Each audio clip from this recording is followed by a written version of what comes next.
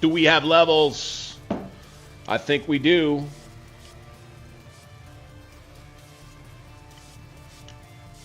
Mason jars filled up. We got a new setup. Welcome in. Let's wait for folks. Any folks who wish to join our merry band of Civil War, digital Civil War soldiers. Once again, cheers to you.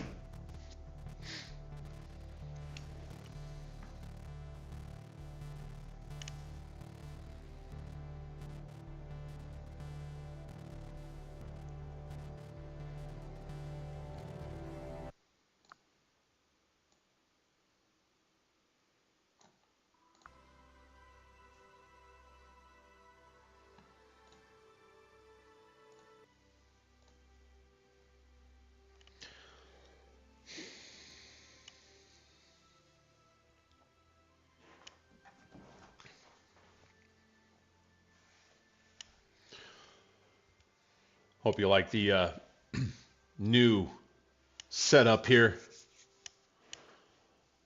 A little more intimate. Yeah?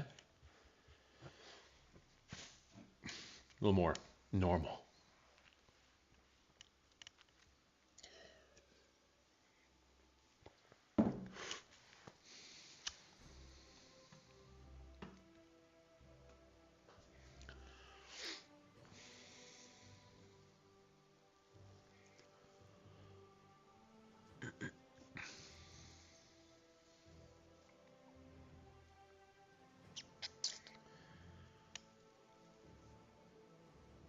Give it another minute here.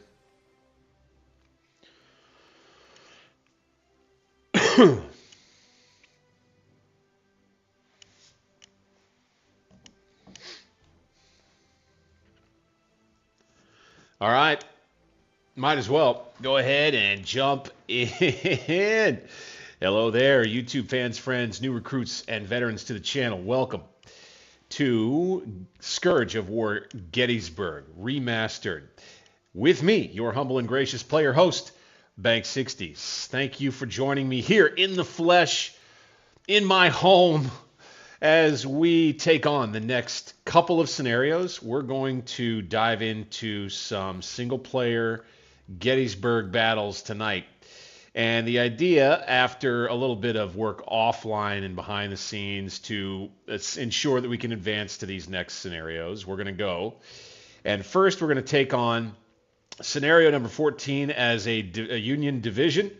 And then we'll take on scenario number 15 as a famed Union brigade. All of this centering around the second day's fighting, near the end of the second day's fighting. Now, we'll go through a little bit of an historical overview for those who are maybe newer to the channel, who have become interested in the Civil War, who may be interested in the Battle of Gettysburg most specifically, and who don't particularly know everything about what was going on in context around the scenarios that we're playing here in this stream tonight. We've been doing, in the last several streams, in the last several playthroughs, we've been working through, if you'll follow the mouse, of course, the scenarios around the Union left flank all the way through here, not 20, but all of these here that involve the attacks against the Devil's Den area, the Peach Orchard, the Wheat Field, defending Little Round Top, attacking with the Confederates, and I've had a lot of fun, not just reliving some of the alternate history scenarios that we get to play in game and trying to recreate some of the actual history. Just have had fun taking this game and using it to spur on an interest to learn more about the details of what happened with each of the formations and all of the units that were involved in this crucial part of the Battle of Gettysburg. One of the most important days of fighting, you might say, or afternoons of fighting as the case may be, on this end of the battle line in the entire Civil War. And to be able to take a step into this game, Scourge of War, Gettysburg Remastered, and be able to try to breathe life into the spectacle of the second day at Gettysburg has really been a good time and enjoyment for me, and I certainly hope that it has been for you as well. On that note, I would ask, for those who are already fans of the channel, and anybody new watching tonight or watching the stream in the future, please do click that thumbs up button for me. It gets the video out to more people. It gets this history out to more people. Also, if you are new, for sure, hit that subscribe button. That'll help out the channel a whole lot as well. And I do hope that you stick around for the entirety of this video. We're going to have much more on memberships coming up later down the line as we get toward the end of tonight's stream. But going forward, it's good. Now that we've kind of laid a bit of the contextual picture here, and by the way, I would tell you, please do go back, check out some of those videos that I did of scenario number 7, 8, 9. Scenario 13 was a whole lot of fun that we just did.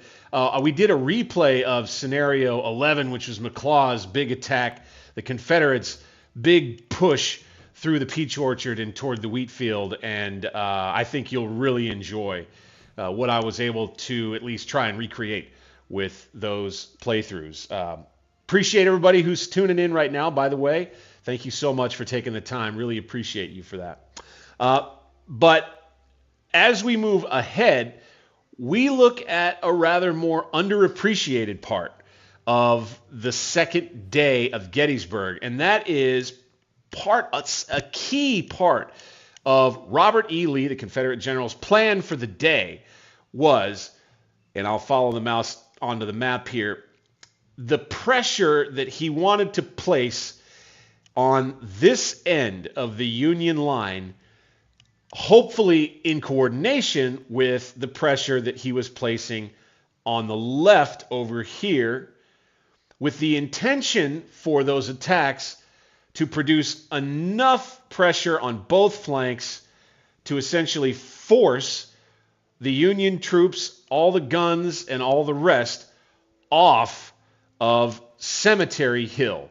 That's something that scholars are just now kind of beginning to lay out for the public more and more, is that the entire battle plan, especially for the Confederates, and you can kind of link it over to the Unions as well, was centered around Cemetery Hill, that one key terrain feature. There was a lot of advantage to holding that hill. It commanded pretty much the entire battlefield. And so Lee's plan was to, on one end of the line near Culp's Hill and Cemetery Hill, was to apply pressure. And then on the other side of the line, near the Peach Orchard and over near Devil's Den and the Round Tops, wasn't so much just to take the Round Tops and flank, it was to create pressure, so much pressure that this position on Cemetery Hill was no longer tenable and didn't make sense for the Union to stay there. That was the idea, largely behind what the Confederates were trying to do. And as kind of a little bit of an aside on an historical note too, is that if you read into what Lee's original orders for the day were, you'll learn a little bit about what he had envisioned in his mind of the way things would move forward during the second day's fighting. Again, kind of how plans all go awry, right? This one did too. But what Lee wanted to do was to have his troops turn and attack straight down the Emmitsburg Road, putting all kinds of pressure here on Cemetery Ridge, which was where he thought the end of the Union line was at the time. He was operating on some bad intelligence because Jeb Stuart had gone missing largely. Then, with the pressure applied on this end, again, making it just silly for the Union troops to continue to try to defend here at Cemetery Hill. So we're going to be playing the other side of the line that didn't kick off on the Confederate side the way that the commanding general wanted it to. It kicked off pretty well in the favor in terms of the timing of the Confederate attacks in helping the Union hold this ground. So let's jump into what they have to say about scenario number 14, GB 14, July 2, Brickyard Lane. This was a pretty important part of the battlefield. You had Ames 1st Division from the 11th Corps that was continuing to hold this central position near Cemetery Hill and being attacked, I believe it was, by Early's troops. So here we go. 2nd July 1863 at 7:50 p.m., late in the late afternoon, early evening. Overcast and warm. Excuse me. Soon it will be dark, except for the occasional artillery duels. It has been very quiet here on Cemetery Hill.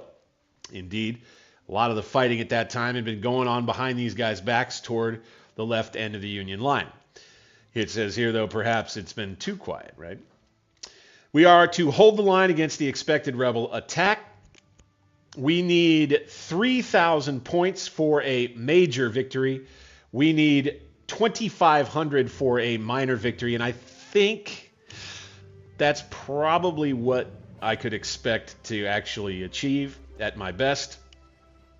And 2,000 for a draw. I'll be happy with that. We just don't want to get pushed off the hill for a minor or major defeat. Let's take a look at the division under our command. 2 brigades under von Gilsa and Harris, who I believe is a fill-in. And yes, I believe von Amsberg commanded this brigade originally on day 1 and was downed, and that Ames was promoted to division command, and then von Amsberg was replaced by this Harris. Check me on that, by the way, in the comments or in the chat. That's just fine with me. You can see the regiments here. I don't know if our troops are going to be of any particular great quality. Let's get into biographical information in just a moment. There was one thing I wanted to cover first. Let's go back one more time. I want to make sure I cover this maybe a little bit more often as we get into streams here. I want to try to be more consistent in showing you the options that I'm working with from game to game. Now, I think I'm going to go back on myself here. I thought, since we were into the late evening and maybe word has arrived on this side of the Confederate line toward Culp's Hill and Cemetery Hill that things haven't quite gone according to plan over in the other side of the battle line, and so the level of aggressiveness and the level of desperation perhaps being felt by our AI Confederates in this scenario could be amplified somewhat here. But I think I want to try and see how I kind of been doing it with just the level 1 on AI morale. That's been working out, I think, from a both a gameplay and kind of a representative way. I think it's been working out pretty well. But I think I am going to keep AI aggressiveness at 3 to make sure that the AI stays on the attack pretty aggressively. We'll go with no couriers. We'll go Godcam once again. That's worked out great for us in each of our playthroughs thus far. We'll have music and sound volume. Sure, we got all that. All right, so let's go ahead and let's take a look at those who would be interested to know more on this one at Brigadier General Adelbert Ames, Commander 1st Division, 11th Corps on the 2nd day, Army of Potomac. Born on October 31st, 1835 in Rockland, Maine, Adelbert Ames went to sea on a clipper ship as a young man, attending West Point and graduating 5th in his class in 1861. He was commissioned a lieutenant of artillery.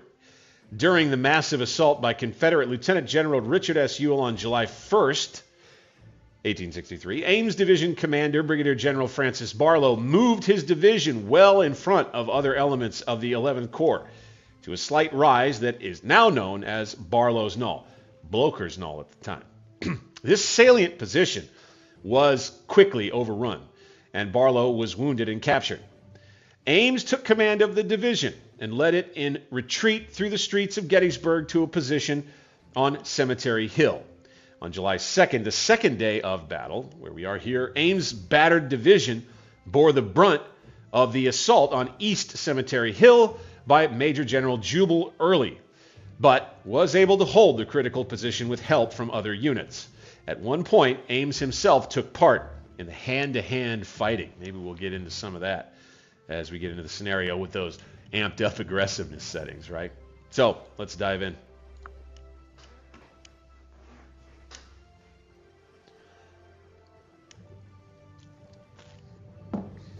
Gonna have to pace ourselves with the beer. Might be a long one. We've got 40 minutes to play on this one. So here we go. Oh, beautiful. The rebels have been attacking our left in force for hours. Be vigilant. The message from Major General Oliver Howard, 11th Corps Commanding, Army of the Potomac. Yeah, buddy. All right. Here we go. So we've got the objective already, and let's go to me. Oh, this is a good opportunity. Did have somebody in a comment in one of my, in the tutorial video that I dropped, top tutorials, check that video out. In the comments there, someone had wanted me to help them understand the map. I thought, because I'd gone through and looked a little bit at the map before I came into tonight's stream, that we could do that right here off the rip and just use it in pause to help explain what you're looking at when you're looking at the map. And for those who are really eager to get to the playthrough, I certainly beg your patience and beg your forgiveness while we work through a little bit of this. There are those who watch these streams who are more familiar with the game. I am so psyched that there are more and more people who are signing on to jump into this more realistic experience here in Scourge of War, and so I want to help them every bit that I can. So we see right here on the map a bunch of dots and a bunch of what look like little stick figures and little bars with stars, right? Well, the reading of this is very basic. Don't overcomplicate it for sure. And every single one of these little dots that's got a little bugle on it, like this, is an infantry regiment. Okay? That's very simple. And every single one that is lit up bright yellow like this, and that goes for, especially, just to note, the units. Look for it in the units. It's a little confusing because all of the bars and stars are the generals, by the way, and the colonels. They all have a bright yellow border. But when the units have a bright yellow border, that on the map tells you they are yours to command and control. So, out here, the 41st New York, bet you that's a skirmisher unit. We'll take a look here in a minute. That's ours. And then all of these units here on the east slope of Cemetery Hill are all ours. That's the two brigades that we have, and you can see all of the artillery backing us up. These stick figure looking things are that's what represents guns when you're looking at the map. Then you see, as I'd mentioned before, your bars with stars. You have your officers that lead the brigades, division, corps, and army. 1 star means a brigade commander. 2 stars means a division commander. 3 stars means a corps commander. And then you have 4 stars, or often it's still 3 in terms of regular rank, would indicate an army commander. That's what you see with these bars with stars in the game on the map when you're looking at that. Yeah, Rancher, appreciate you being willing to lean in and try to learn. It's got a steep learning curve, this game does, and once you figure it out, and once you can make it do what you want it to do, and once you kind of understand what you're looking at right here, it's a whole lot of fun. So Also worth noting is the fact that, as you can see, these troops are all here. They all have some scripting. They all have strategic AI operating just like they normally would in a sandbox scenario. So they'll be helping us out. The battle will be going on around us. There are going to be other AI Confederates attacking other parts of the line while we're fighting our action on Cemetery Hill. I'm pretty sure that's the case. So it's not just totally isolated. You can see here it's a little tough to get in there and find it, but right here with that tan border and then the star in there, that is your objective.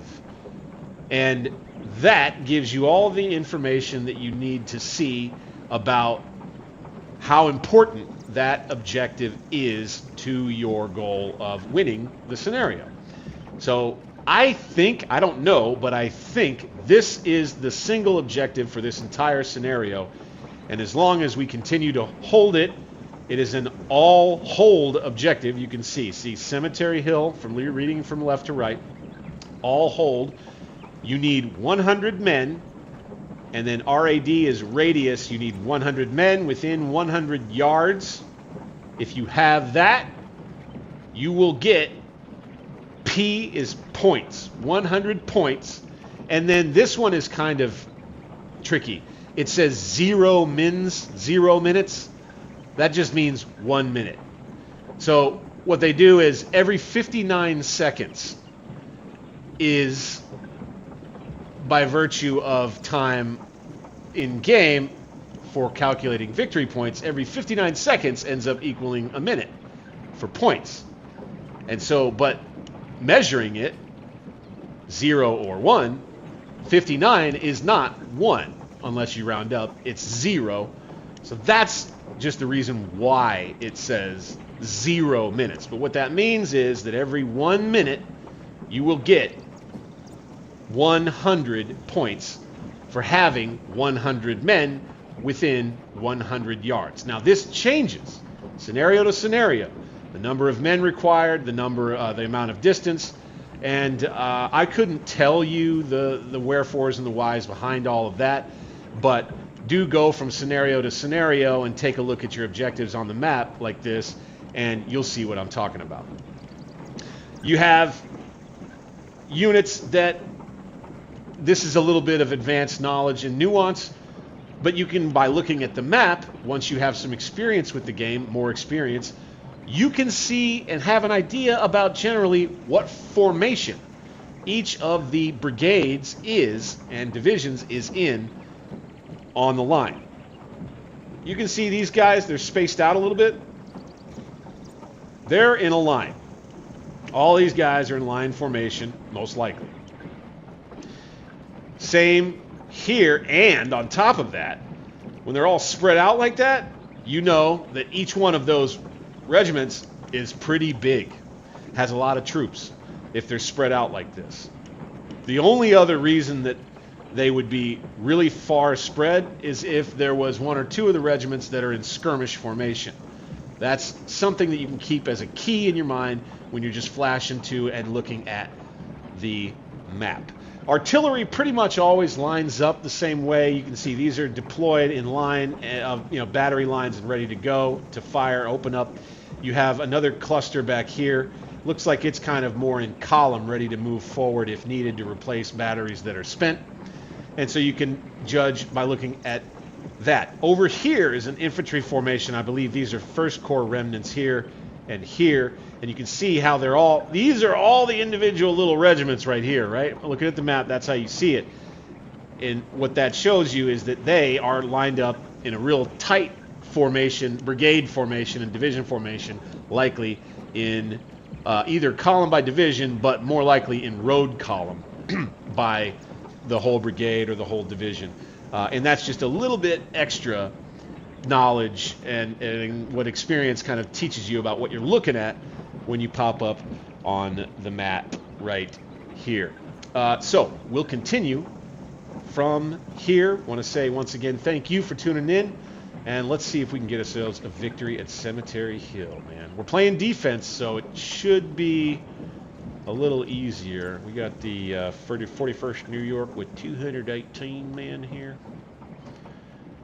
And Early would be coming from out this way, I think. Let's go ahead. All right, this is another tip. If you do want to try to compress time a little bit, you can. You push the plus button on your keyboard, and it will have time move just a little faster for you. That way we're not waiting for quite as long. Oh, you. Stop. No, no, no, no. See? I left the brigade commander off of take charge, right? Let's go get this one, and let's make sure he's on take charge. So, by leaving him off of take charge, it allowed for him to use his initiative to do whatever it is that he thought he should do. I don't want him doing this, so let's move him back. Let's move him back, and let's get his troops in line. And then there's one thing. If you want to move the leader and get him in line real good, usually you want to try. You can see kind of where he lines himself up. Yeah, that's not going to work out well. He's kind of over toward the leftmost regiment. So let's bring the leader here and form line there. Okay? That will work much better. And then we can get specific with it. So this unit here, I want him on that fence there. This unit here, I want him to go where he's going. This unit, we could probably scooch him just kind of right there. These guys could go there. These guys could go right here. Right? So we can kind of reform where we were. And again, what that means is now he's on take charge, right? I turned it on for him.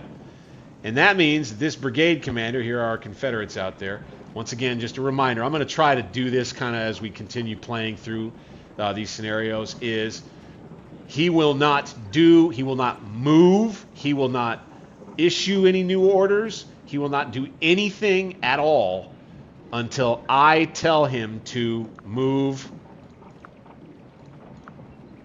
to form up his brigade, what have you, to make it lie down, right?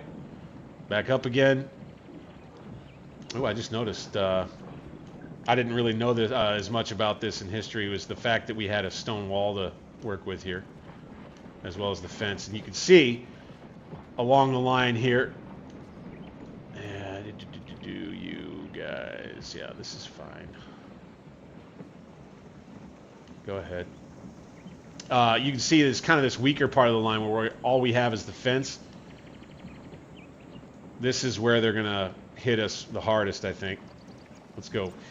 Just did a real quick click, and I think it was Artemis who's mentioned this in the comments in prior playthroughs, is you hit the 3 key, and that automatically moves the brigade up to the nearest cover, or moves the unit up to the nearest cover that you have ordering around. But you can see this weaker part of the line covered by all of these guns.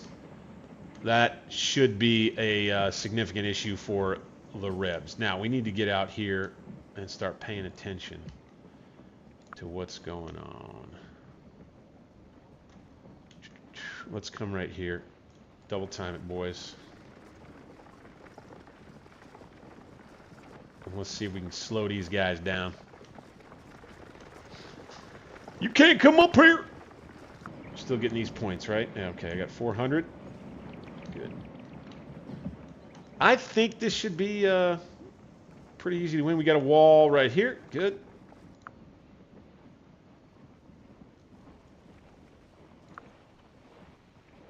Let's try to make it look good. Yeah.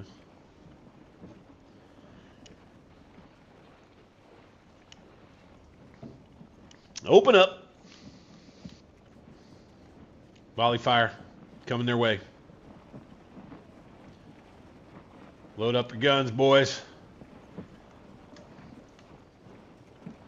Now, what I think would be good is if the makers of the game, Norb, I hope you're watching at some point, or Beyondoe, if there was some work done with sound from within the unit. You know, orders getting barked out at the guys on the line from the NCOs, and guys being told to load up, and the sound of guys ramming the rods down the rifles and things like that as they're getting themselves ready to open fire like that.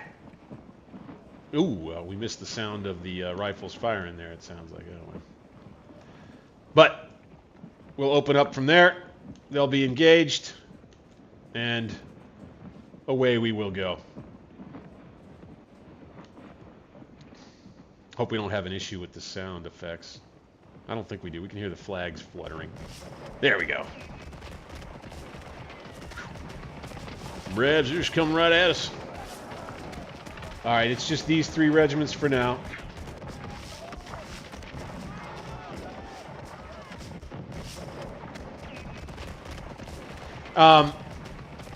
And again, for those, I'm a realist. This stuff trips my trigger. I love I could sit here and watch 2 Civil War regiments just bang away at each other and try to immerse myself in what it must have been like to be one of the guys on the ground. I could do this just sitting here watching it for hours on end. I have done that, as a matter of fact. But this is where we'll open up the action, and probably where the brunt of the fighting will be to start us off here. We'll see if the AI gets wise enough to push past these guys.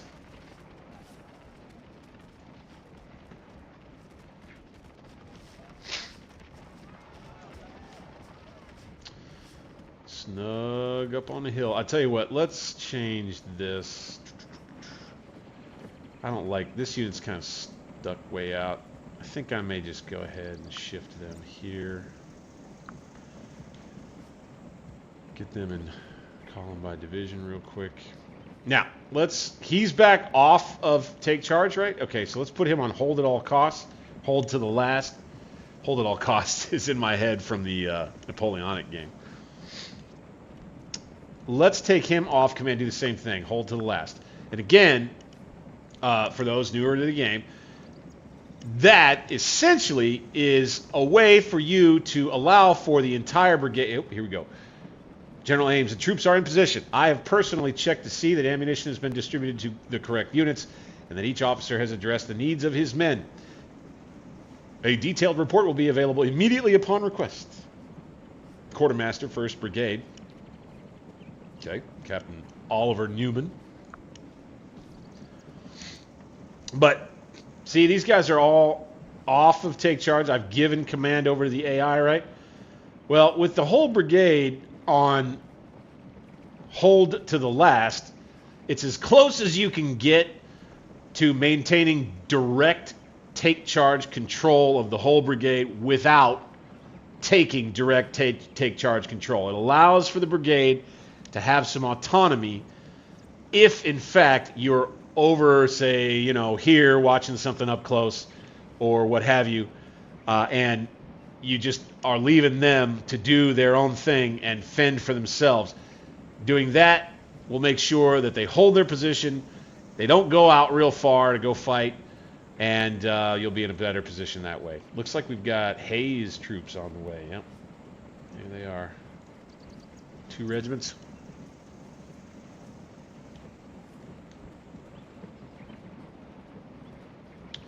So let's do this.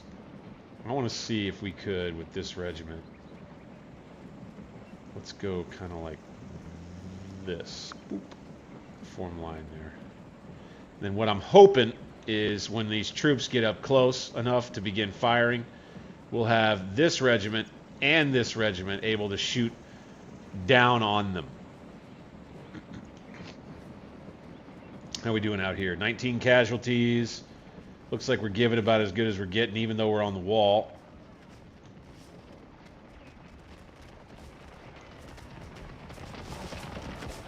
Hear that, boys?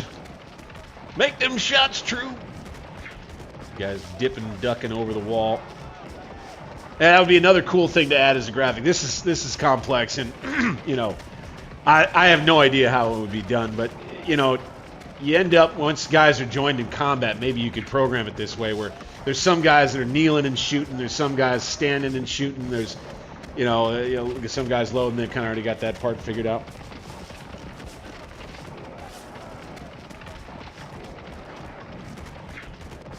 Yeah, Santa Carolina, you're right there with me now, aren't you, man?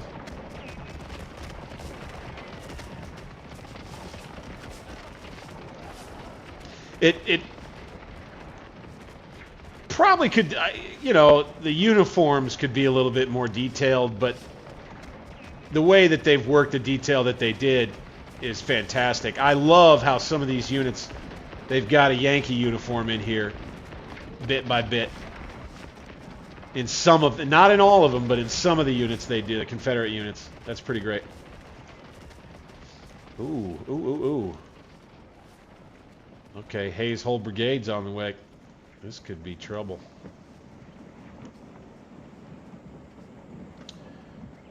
We're holding Avery up. I think we'll go from here. Fall back.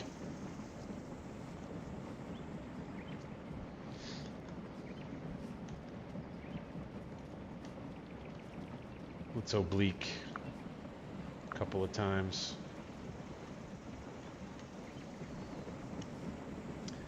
And our cannon have not opened up. Not quite sure why. We can't see what they're. No weapons in no weapons in range. Really? Get to shooting, you dummies! All right. So over here, you'll have. Now, so the key about having them off of take charge, the generals, is so that they can do this. They can run from place to place, help the units out. And here we go. We're engaged off the top of the hill against Hayes' troops down here. We're going to get a volley going out, looks like.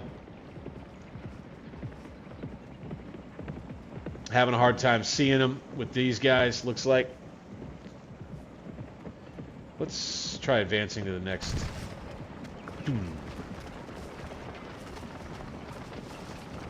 I did see there was somebody, I think it was in one of the Discord servers for Scourge of War, mentioned how they wished that the sounds lined up with the graphics a little bit better, the graphics of the rifle fire.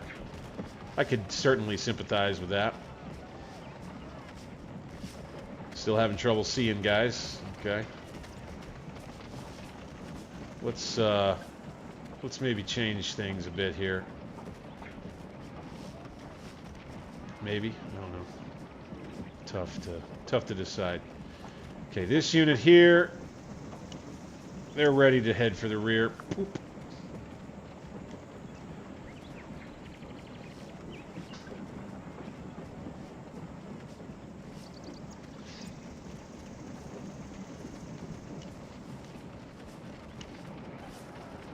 There we go. There we go, boys. Open up. They're engaged now. And so I'm going to go ahead and I'm going to leave these guys on take command for now because they're in the firing line. They're under a little bit of pressure here. Kind of 2-to-1 here, but, they'll be a little sacrificial, right? And that's okay. So we don't want to just do nothing with these troops, right? So we're going to go ahead and we'll oblique them. Or we'll go ahead and we'll just send them. And I think this unit, I want to move up close.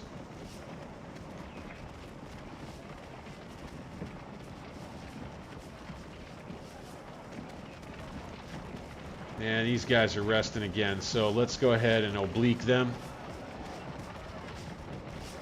Now, stop. Okay, they'll begin shooting here. I don't love that. So these guys, this AI, clever AI, managed to find a spot right in here where they can't be seen by this regiment here. Oh, now they can be. Good, good, good. So they're firing at the 6th. Excellent. That helps. Let's go ahead and stop here. We'll go ahead and open up a a lively fire now. Okay, we'll go ahead and give control to the AI on that. Okay, now you can see our brigade commander here has decided to get his troops moving a bit. He wants to form a line facing the wrong way. So, you know, that's not so great. We're going to get him back in order, right? Doop. Take command of him. Make sure that his guys don't stop. This guy out here, I'll have form column. Get him moving a little faster, and then maybe these guys can continue to hold him up. There, now our artillery get in the action, finally. Oh, that's funny. All right, so do we still have the objective? We do. Good. I think I'll take this regiment and fold it over right here.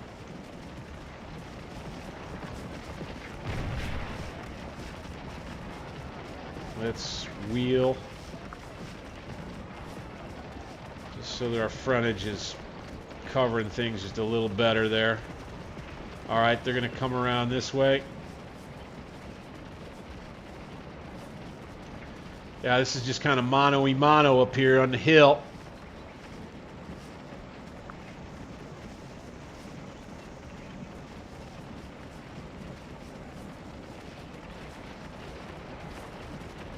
Ooh, these guys aren't doing so hot. Fall back.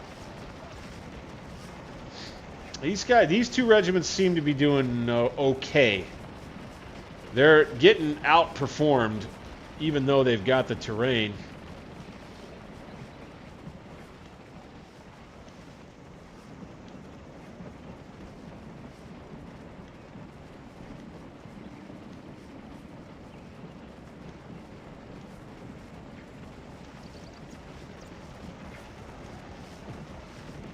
And this was the attack that came late in the day on July the 2nd. Each one of these heavy Confederate assaults along the Union line got pretty close. You know? I think these guys on the right are going to break here in a minute. Let's go ahead and trick them into thinking that we're on the run. And let's go into line. Let's jump on this fence. Let's double time it. These guys need to hold tight on the left here for just long enough to get these guys to come back around this way and be our new reserve, since they were on the front line fighting for so long. Okay, take command of them. Good. All right, now this unit right here, let's bring them over. I'm going to bring them on an arcing path, and we're going to detach this regiment, have them take the road. No, not that road. This one. No, not that road. Well, I guess they could take that road and just come here. Fine. Okay, these guys, but that won't be their final destination. These guys are going to be the ones who come here. Okay, then we'll have shots coming down on Hayes' brigade there. I think we're doing pretty good damage against the 6th now. Yeah, we're doing a little bit better. Guys, good. Still held up out there with Avery. Good. Form line here. I expect, anyway, for these troops to begin advancing on this position at the stone wall. I believe we'll be strong enough there. Thus the reason I desire to bring these troops onto this side of the line. Thank you. Yes, the cannon started. There's one. There's a shot right there. Hooray!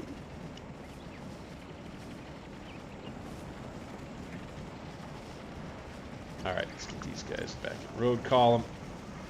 Okay, he's still on hold to the last, right? Good. Don't see any Confederate charges. Continue to hold. For now.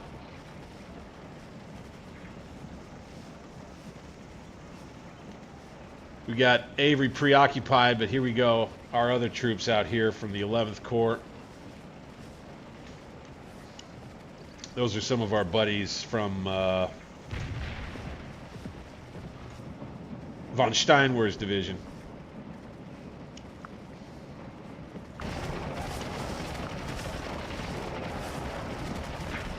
Uh-oh. Uh-oh. Uh-oh. Oh, no!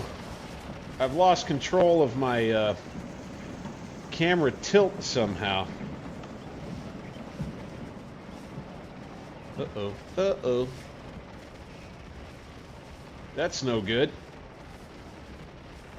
Alright, we're going to have to save right here. Okay, let's do Cemetery Hill. Let's jump out of it. Real quick, let's go single player, load, save game. Cemetery Hill, boop. Ah, by the way, hey, quick, cool promo. Scourge of War, Lynchburg. It's in the Scourge of War family of games. It's a good one. Got to check that one out. They put out that DLC for free. Oh no, what is going on now? How did we, oh, did we?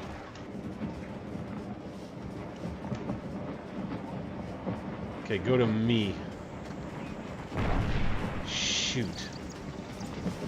Well, this is going to make things difficult. Shoot. I'm not quite sure what happened here, but we've got a little bit of a bug working. I think we're just going to have to try and deal with it. Just to get through the scenario anyway. But when I press my middle... There we... Are we back? Ah, we're back. Okay.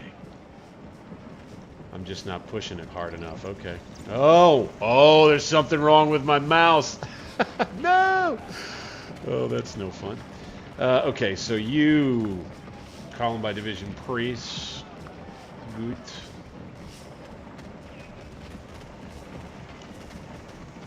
All right, we've got a chance. We got an opportunity here. Let's come right down this way. Let's double time.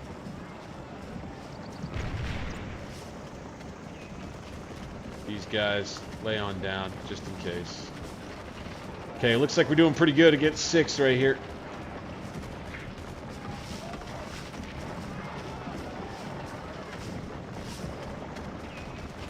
They still have 2 regiments that are kind of in the back resting.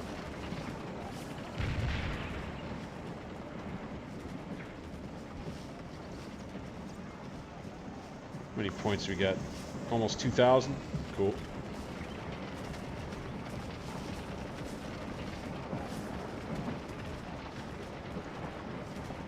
Okay. Here we go.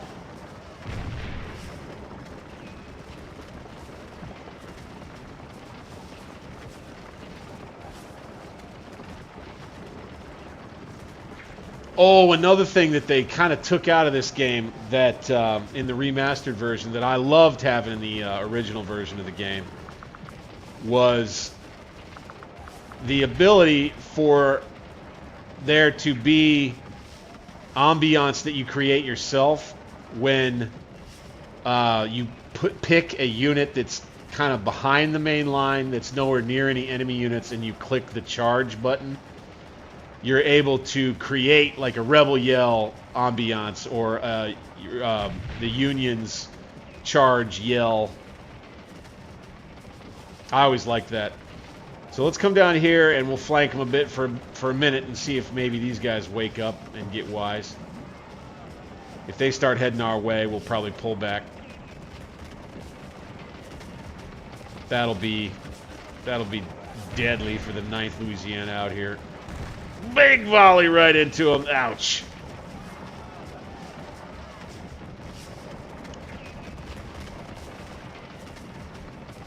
Woo! These guys. They're taking it. Let's go ahead and charge. Let's charge the 6th and get them out of here. Charge down the hill, boys. These goddamn Revs been here all day. Let's see if they take the charge all the way home. In their place will be this unit if they falter. We need to run these boys off, damn it. Oh, we got another regiment over here. Ah, didn't connect. Shoot. Okay, well, that's all right. Maybe the Rebs will start pressing on this side. That's fine. We've got a new line here. This regiment will be under some pressure. If that's the case, we'll be pushing this side. And all will be well. Let's do this. Instead of just standing on the fence, let's advance. I like the advance command for the way that it helps kind of make it look. More often than not, the line would look like this in history. They probably, you know, in the movies and in popular culture, the different things that you've seen all the way up until the present day, they don't quite do that as much justice as they could. Got them falling back. Perfect.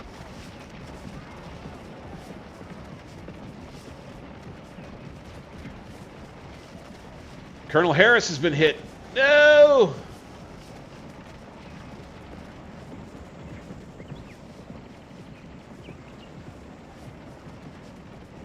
Uh-oh, did I have him undertake charge and didn't give him back? That could be a problem. Hopefully not. All right, we got the 107th Ohio back in action here. They're kind of down below the rise, right? We'll give them a second to lay down. Let's lay these guys down too. Maybe the Rebs will come up over the rise and we'll be able to surprise them. We'll see. Are we within 60 yards? Yeah, okay. Now, they'll be able to shoot better in this maximal range. Stop. You see, you know, in essence, they didn't really advance very far. They're still on the fence, right? But it just helped apply a little bit of pressure over there.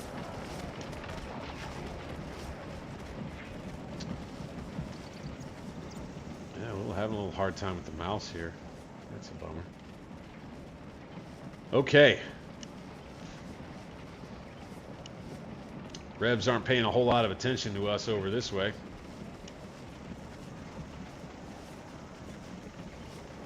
Certainly not how it was in the real thing.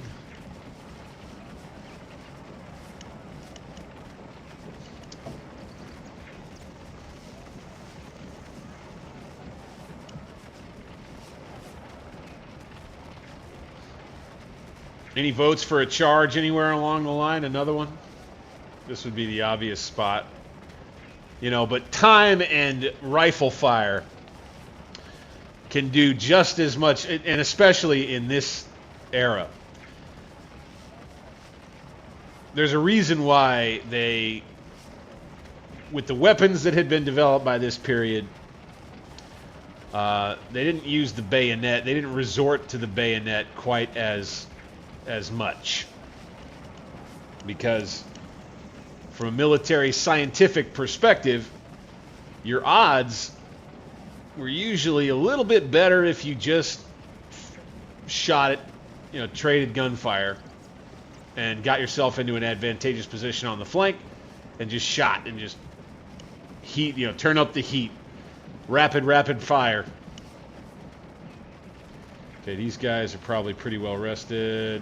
Let's pop up. Let's oblique to the top of the rise again. See if we can get them going again. I'm not seeing these Rebs be as aggressive as I had hoped. Just from an entertainment standpoint. Boy, I tell you, they sure... I love having all this artillery back here. Man, that's cool. Now, they do a great job. So, this is the part you don't love as much. is the units the AI takes control and starts jumbling everybody up. They haven't quite been able to fix that yet, and I can't do anything about it. But what a cool look at the rest of the Union line over on Cemetery Ridge, right? That's really neat how they have achieved that. You can see the 2nd Corps over here has pulled back after it's fighting over near the wheat field. And the rest of the 2nd Corps here along the ridge itself, awaiting the next day's famed attack.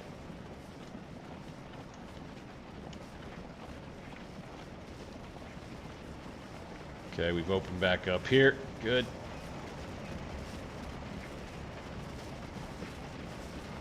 All right, I tell you what, these guys have been resting for a while now. Is it time to try for this? Bring them here. Let's go ahead and get them in column and do it. Yeah, these guys are going to continue following and attacking this unit. So that's something I think that's worth talking about too, briefly, as kind of another pointer for Scourge of War, is when a brigade, a division, or what have you, a unit is under its stance order, under its brigade, say, I would guess anyway, that this Confederate brigade here is under, an attack order or something, right? What that means is it will attack more aggressively the most opportune targets that are right near it and in front of it. They won't veer oftentimes off to come and attack us over here. They'll just continue pushing ahead toward this unit over here until they've dealt with it entirely, routed it, what have you, and then the whole brigade will turn and begin attacking the next best target, whichever it sees as being that. That's kind of the way that works.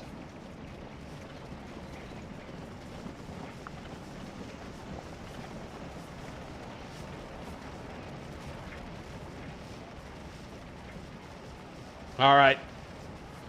Got the 25th Ohio out here on the flank. Fire! Didn't have a chance to get a good volley off there, darn it. Okay, so these guys have been doing good right here. I think I might pull them back, though. Oop. Pull back. Once they get here, and then, so again, more gameplay tips right here.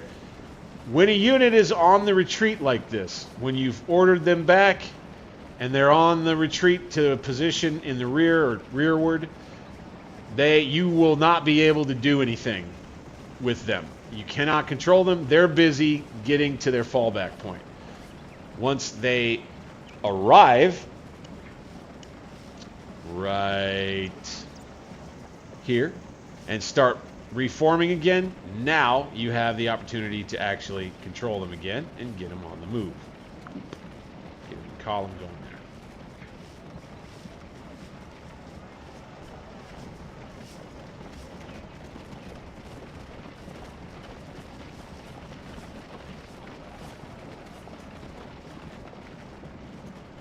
Oh, looks like the guns stopped shooting again.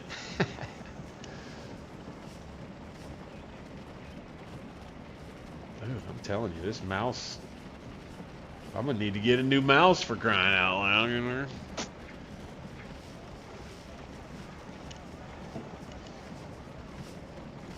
Well, if things stay as they are,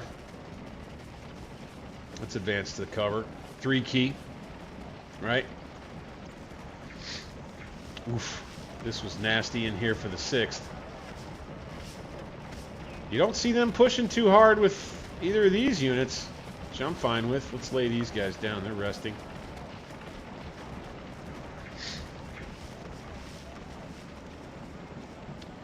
Back in line. Let's go to me. Oh my gosh, I've got 3,000 points almost already. And I think that we'll have about another 15 minutes left of the scenario.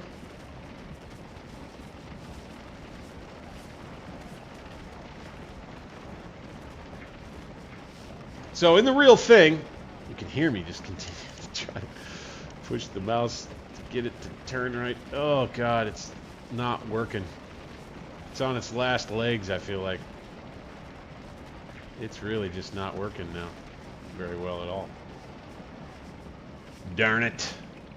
I hope that doesn't de facto shorten our stream tonight, gosh darn it. There was another battle I was hoping to get to. Maybe I've got another mouse packed away somewhere. Come on. Oh my gosh, now it's not working at all. Okay. I'm just gonna have to cope. These guys have been sorely handled. Let's retreat with them. Now we may get a little more pressure on this side from Hayes. Take command, get to this cover right here. Stop. Okay, go.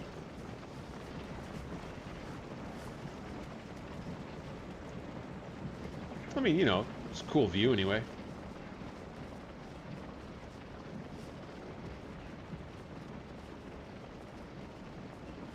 There's a good screeny Benini.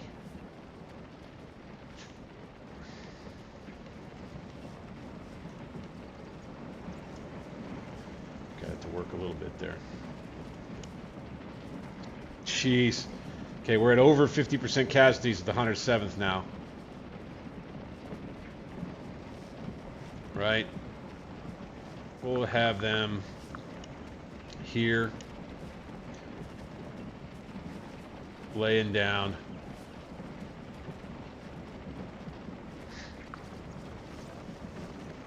Maybe we can set a little trap for the Rebs.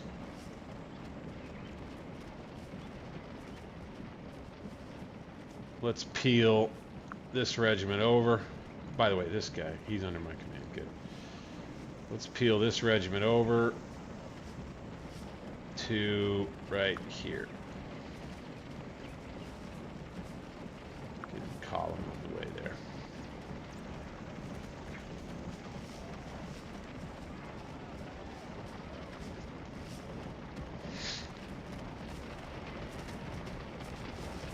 Oh yeah, these guys are in a little defilade here, it looks like, as the Rebs refuse to push the attack any further.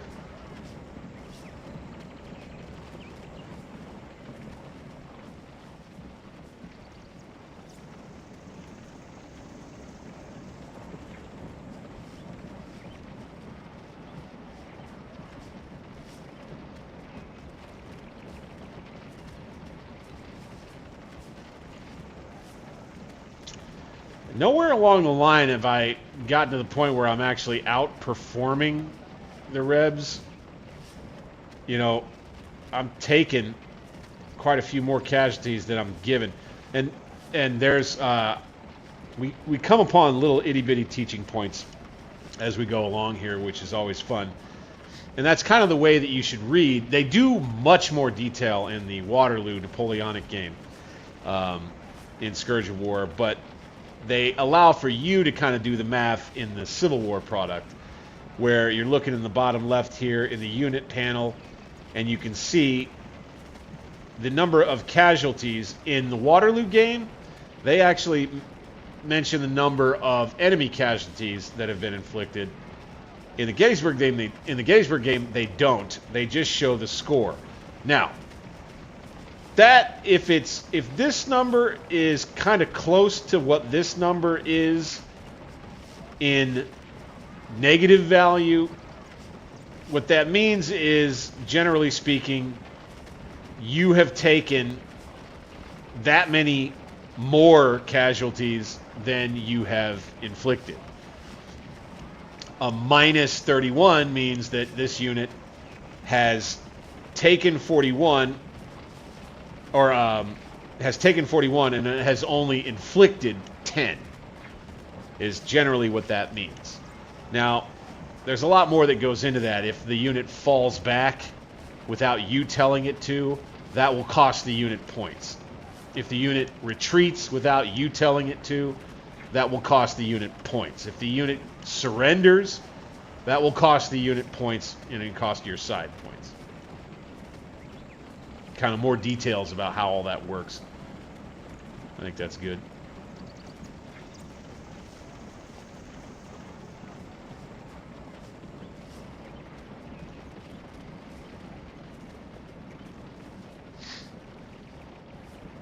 We're looking all right here all along the line.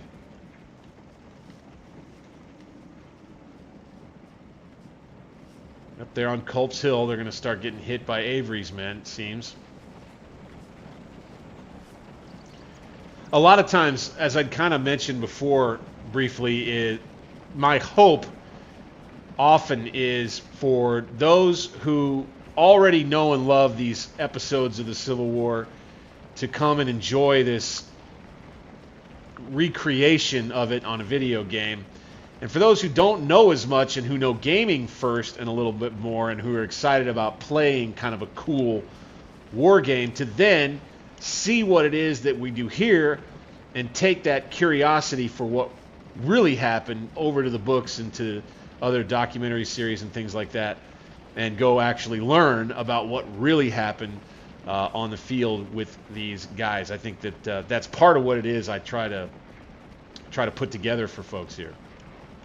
Real bloody fighter right in here. But you haven't seen the Rebs advancing aggressively this entire scenario. I would say, you know, tad bit of a disappointment. I was thinking that they'd come at us a little bit more aggressively. Now, there is one thing operating here that is important to kind of remember. The AI is operating on its own strategic initiative, right? And so the AI probably sees all of this artillery up here near the objective right here, all this infantry in its way. You see, you know, Hayes here sees that it's not supported by Avery. As you can see, the battle on Culp's Hill getting underway on this side. That's cool. Yeah, over here, Avery attacking up this way. And so you can see that Hayes probably isn't super duper interested in going it alone up here. And you'd understand a little bit why.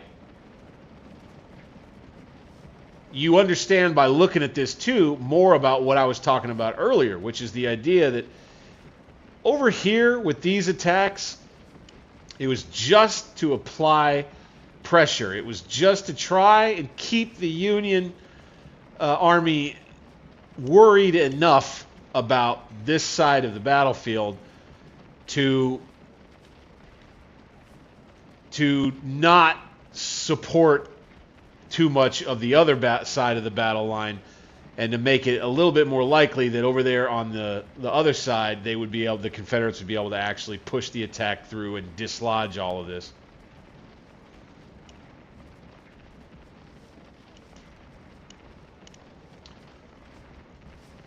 B. Dalton, love that you're wearing that. Hey, and thanks for watching. Appreciate you.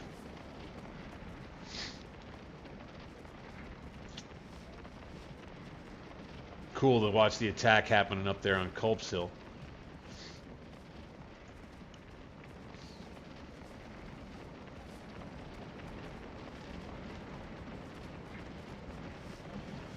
And about 9 minutes, we'll be coming up to the end of the scenario. Should have a victory. Yep, be at nearly 4,000 points. Didn't have too much trouble with this one, man. Boom, easy peasy. Maker's of the game. Maybe you could get these Rebs moving a little bit to give us a feel for things. You know, Hayes, he came at it up here, man. In history, he really put up a fight up here.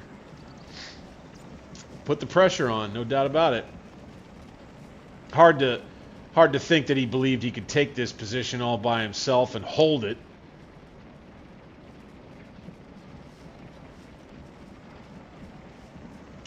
But he might have. Maybe. Okay, our morale's back to high with the 107th. Guess we could probably make things interesting and bring them back into line, get these guys up here. And get a firefight going with these Rebs to finish out the rest of the scenario. Let's stand these guys up. Keep it interesting, man. All right. Let's go forward 20 yards until we see somebody. Okay, stop.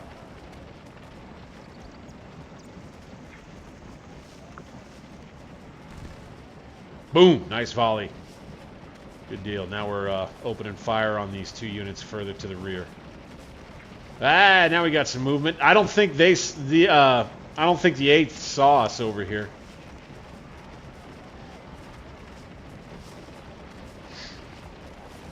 These guys, for some reason, are firing at the 5th. I guess this regiment is definitely... So I definitely would request that the team work something up, if they can, to correct this issue of units being invisible or in defilade just based on where the flag is, basing the line of sight entirely on flag to flag. Oh, these guys got into action and immediately started falling back. Yikes. Stop.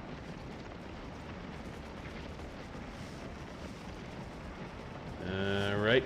Stop. Nice.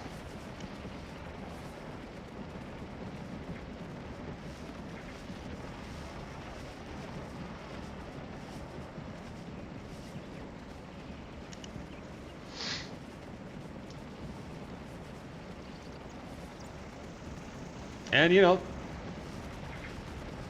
we'll round it out. I think we'll have a victory on this one.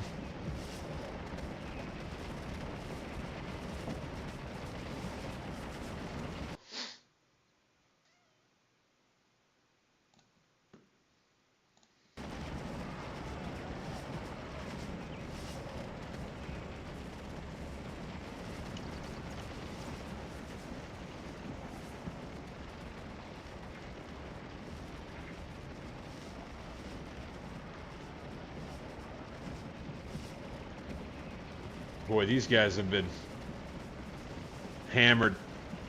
9th Louisiana of Hayes Brigade here. They've held their own out here, but yeah.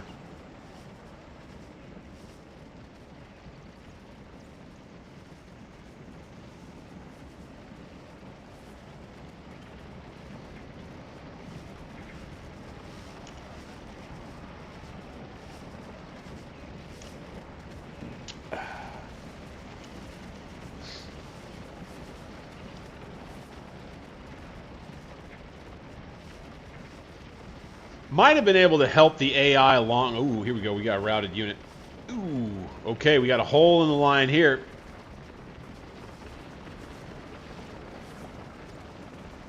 We'll see. We'll do the AI a favor and see if here in the last 4 minutes of the scenario they want to try and come at it.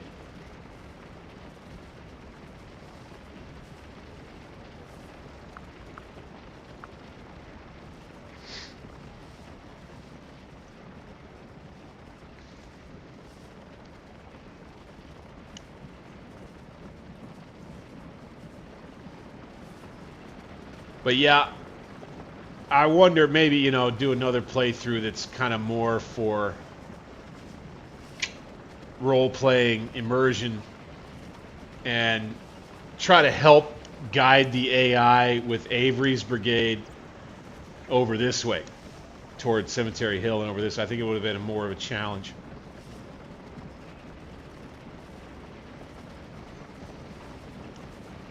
Here's me talking about any one scenario or the other being easy in Scourge of War. That's very rare. One thing they have done well is to make it realistic, which means to make it really difficult.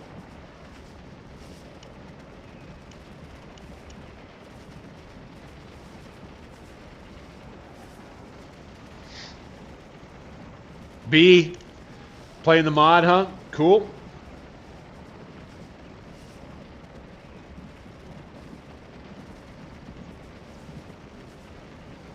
I've explained before, I'm not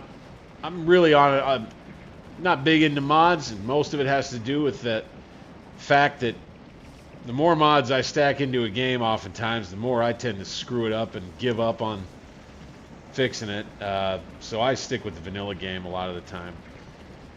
What I like to tell people, I guess you could say, is that I like to try to respect the work that was done by the original makers of a game. I guess in my core and in my gut, part of me feels like it's just a tad disrespectful to mod somebody's game and write it into the product as if it makes the product something that it wasn't already. You know, I don't know. That's probably a stupid way of saying it, but maybe you understand kind of where I'm coming from on that. I like to respect what the creators of the entire thing wanted done, you know, what they did, and just stick with that. That is definitely a principle that's in my heart about it. But pragmatically and practically speaking, the real reason that mods aren't really my thing is because it just gets too technical for me and I screw it up, generally speaking. I'll probably try some mod. I do the KS mod for the Waterloo product, which I'll plan on playing some of in the future. It's going to be a big event coming up here in a little while. Looks cool over there on Culp's Hill, for sure. As we round it out over here on this side, we've got 4,500 points. I think we'll come away with a major victory on this one. Good deal.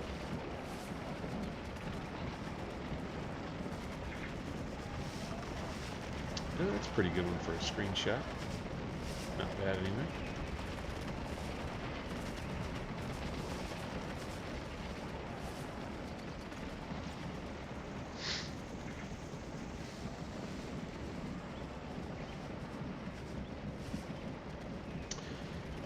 All right, here we go.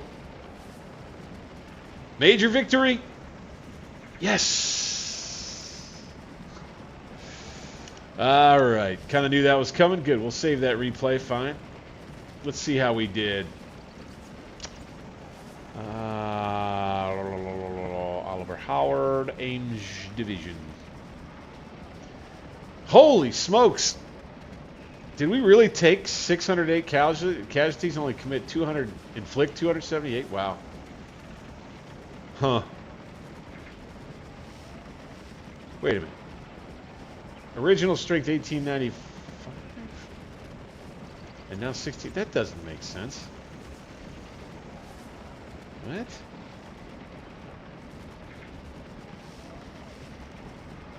Interesting. Maybe the numbers are backwards.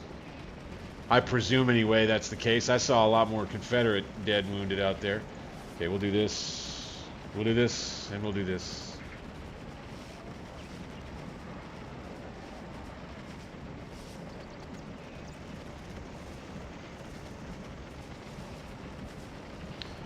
All right. That takes care of that scenario. We'll end it and exit the battle. Booyah. All right. Time to refill the beer mason jar. I'll be right back. Appreciate everybody for sticking along with us.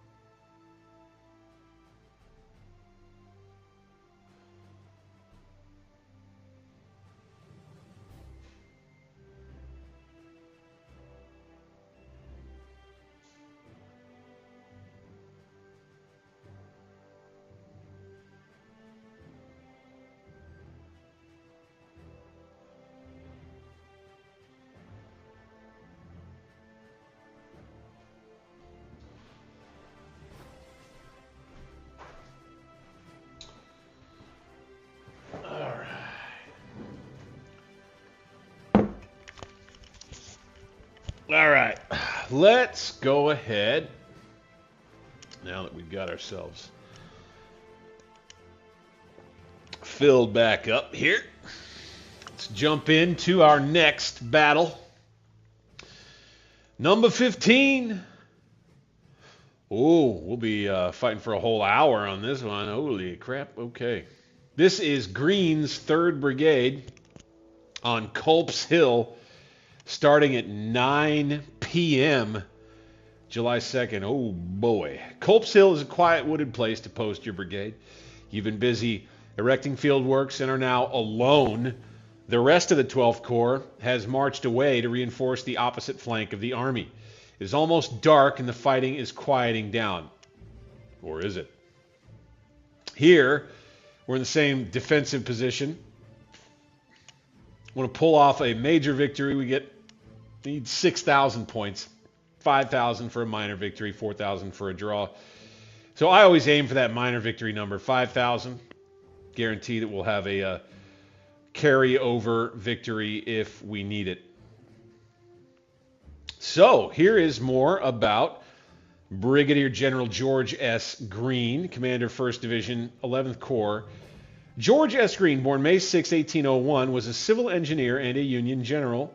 He was from the Green family of Rhode Island, which had a distinguished military record in the United States. Didn't know that. The Battle of Gettysburg was the highlight of Green's military career. On July 2, 1863, Major General George G. Meade shifted almost the entire 12th Corps from the Union right to strengthen the left flank, which was under heavy attack. Green's lone brigade of 1,350 New Yorkers was left to defend a half-mile line on Culp's Hill when an entire Confederate division attacked. This, I think, separate from the last scenario, may be pretty tough. We'll see.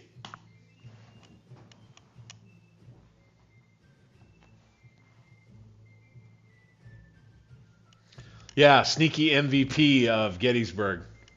100%. Appreciate that comment, Sky. General Green, the Corps has been ordered to leave in support of the 3rd Corps. General Williams has taken his division, and I have followed with Kane's and Candy's brigades. Hold this position until you receive orders. Okay. Here's what I definitely hope to do initially, is to try to get on these earthworks before the Rebs do.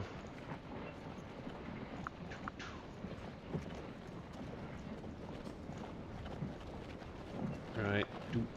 Now let's get our brigade in order. Do that. And get up here. How about these guys? No. Okay. These fellas here, and all the rest are not under our command. What do we got? Culp's Hill objective, 100 points a minute. If we've got 100 men within 100 yards. Very well. Got some skirmishers pulling back. General Green, the woods seem alive with sounds, and I don't think they're rabbits. The sounds are to our front. Some are to the southeast. Captain Paul Toohey, aide-de-camp to Brigadier General George Green in command, 3rd Brigade.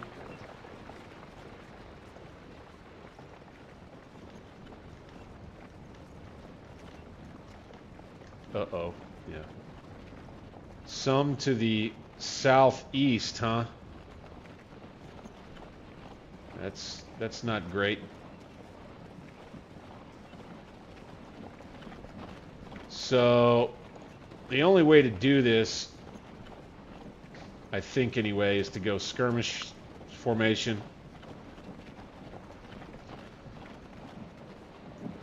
Those fellas. Let's take this unit. Let's bring them here.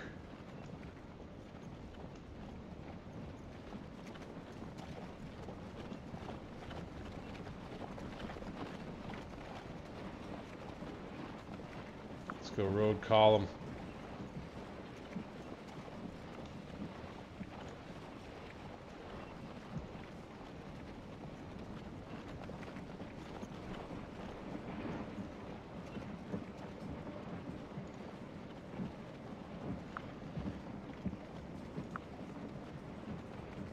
'21st Virginia, we can see right down here. Very well. Okay. It's going to be thin out this way, but our frontage is much better. Good. And the 137th is going to get credit for the breastworks all along the line. So what you got to imagine anyway is that these troops are all in the breastworks here.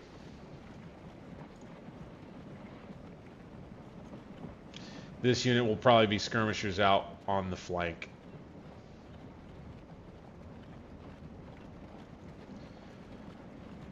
Hopefully the Revs don't sneak up on us over there. And we've opened up.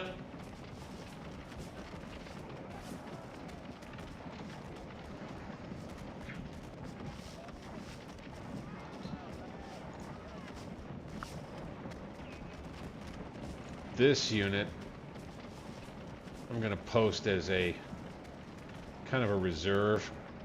I'm going to put them here. If this part of the line is getting pressed hard, I'll use them there. Otherwise, I'll send them over this way. Hope we don't get flanked.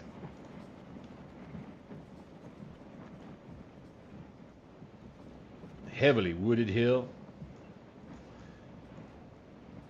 Troops moving up from John M. Jones Brigade.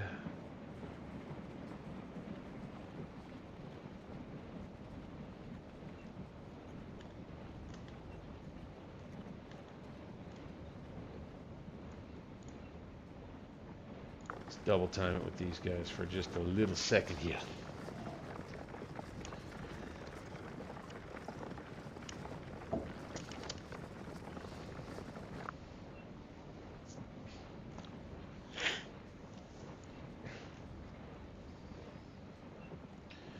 I talk about sneaky MVP of Gettysburg. As far as generals go, or commanders go, yeah. And then there was another one that was over toward Little Round Top that did as much or more to save the flank over there as the 20th Maine did, but didn't get as much love. If I remember that right.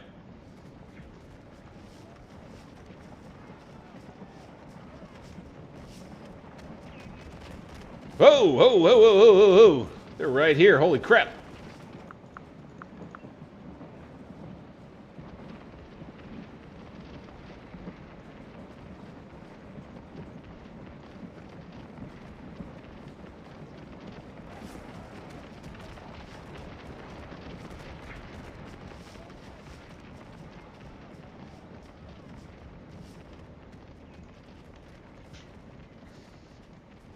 All right, so here, let's do skirmish formation. We'll just have an eye out that way.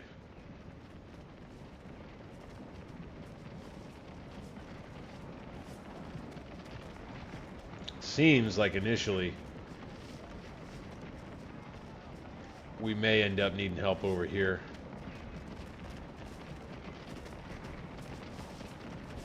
Rebs were coming right up on us.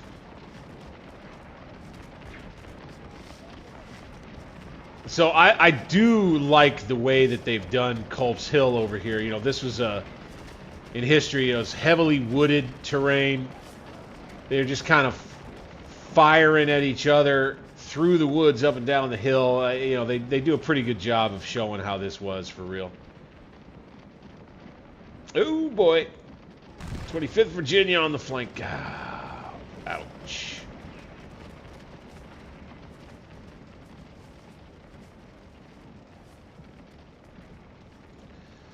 Let's go ahead and send these guys up onto the breastworks right here. We'll rely rather on this half of the brigade to hold up here with some help from, hopefully, from these guys, although they're not doing anything.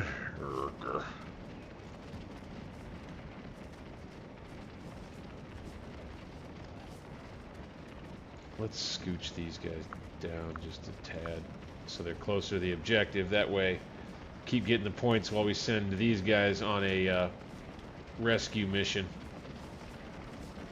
Up the slope, boys. The 149th New York.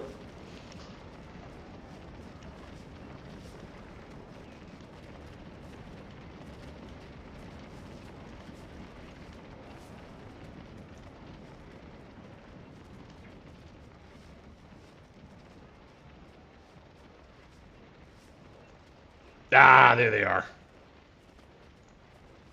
Stewart's Brigade trying to sneak up on us. Let's go.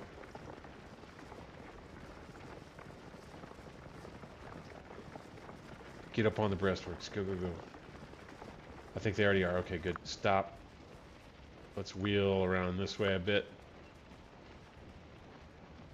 Excellente. Gotta hope that we can hold.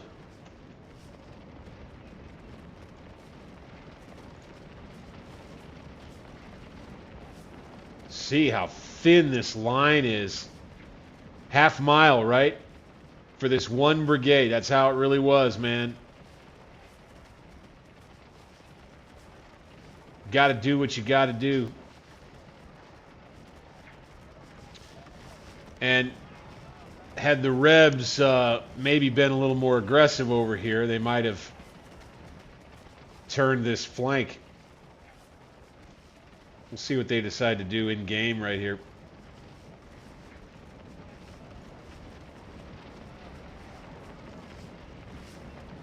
Oh, this is beautiful. Okay, we're in breastworks and we've only taken 7 casualties. We've got all these advantages. Boom, boom, boom.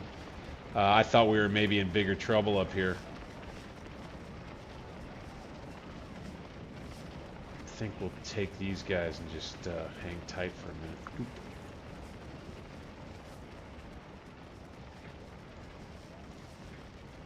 No, don't get in the open, you dummies. Get back in the breastworks.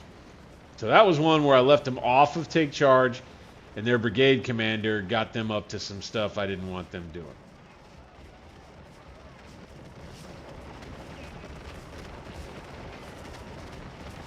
Woo!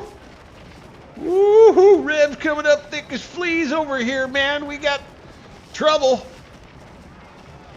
We got a whole brigade up against us, damn it. 78th New York men over here.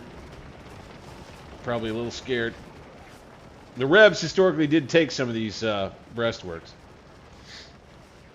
I tell you what, I think that's probably the area of greatest concern along the line. So we'll have to redirect here.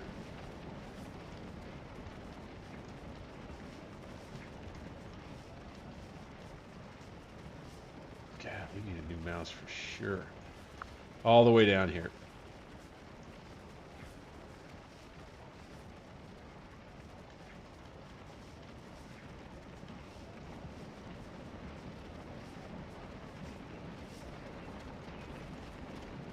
Good.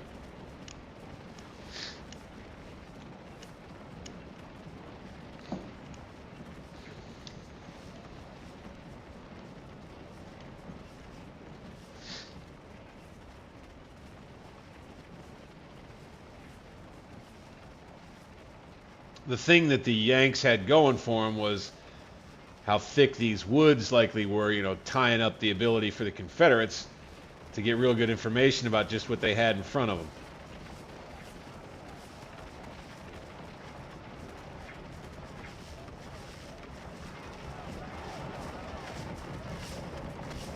Yeah, this is going to be tough to hold over here.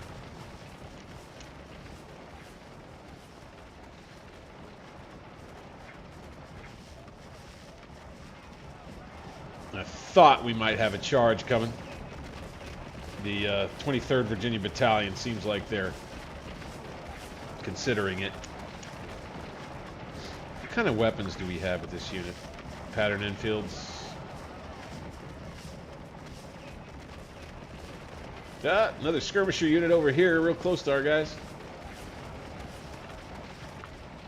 Little wheel.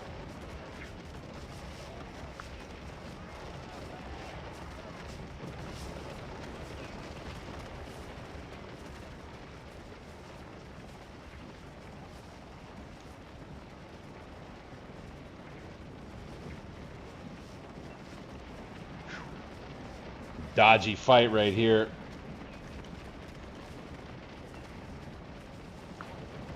Got 1,100 points now. Good. This issue with the mouse is not good. I hate that I'm going to have to spend money.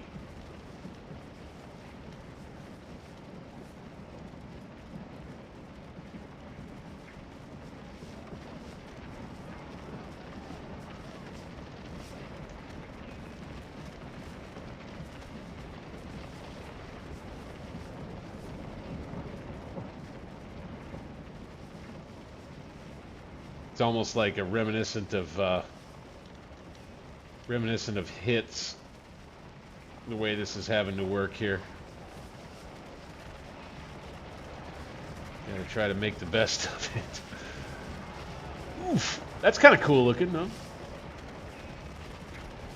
Ooh, I like that as a screenshot.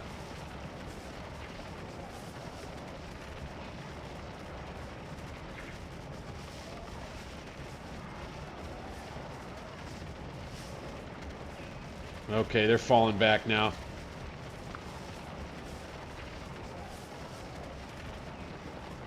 Very well. Now they're on the retreat. We'll form up a line once they get here.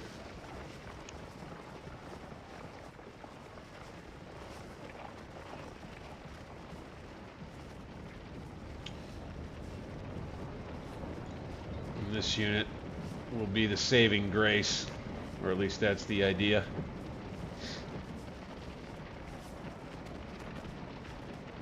Continue to hold here pretty well. That's a nice view from up on top of the hill here, right?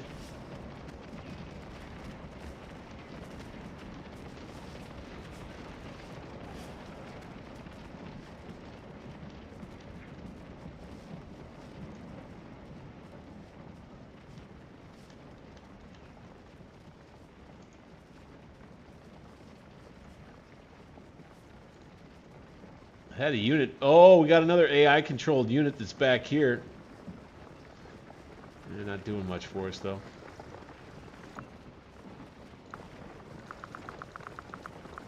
Turn them around.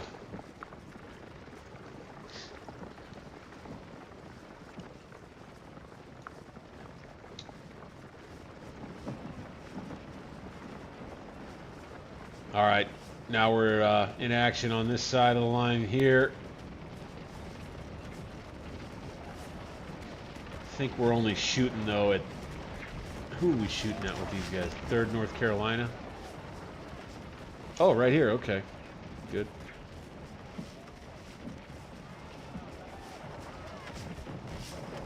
Okay, we'll have high ground here now. They pushed us off the breastworks. That's okay.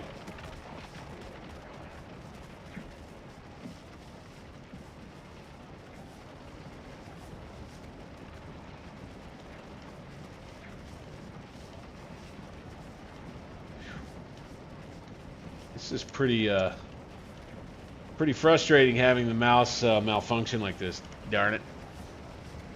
Doesn't make it quite as fun to watch.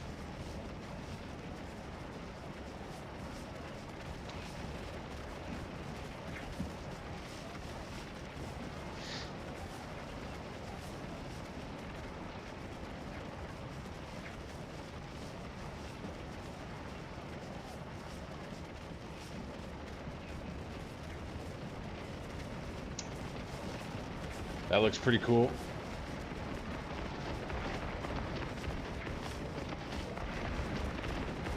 Got a lot of revs down there. Looks like we're doing a pretty good job on them.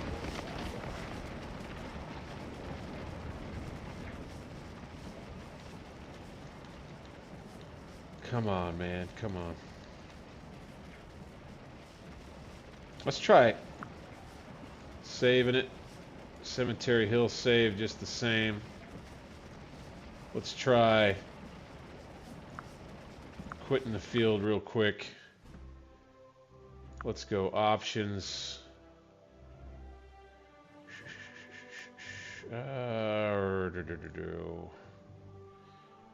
Just try this. Is there a mouse sensitivity option?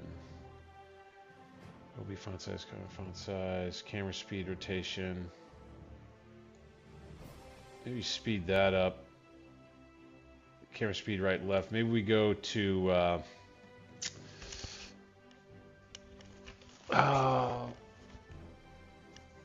can we rotate the camera with key bindings, I wonder?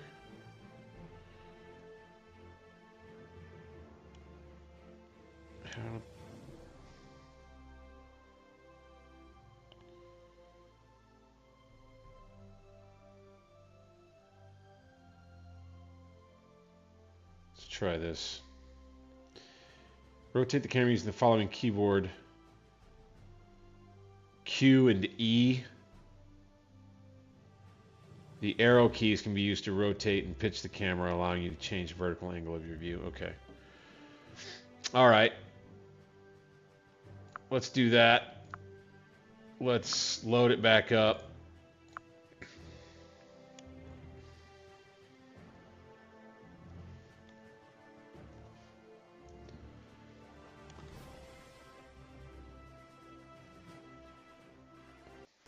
Got to try to find solutions, right? Oh, shoot. It's not working.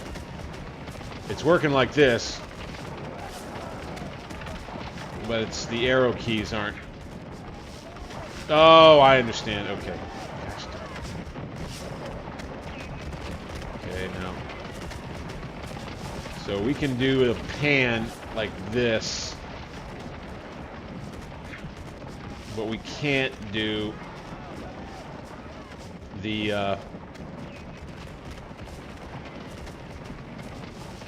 we can't tilt it. Can't go higher and then tilt it down. We're unable.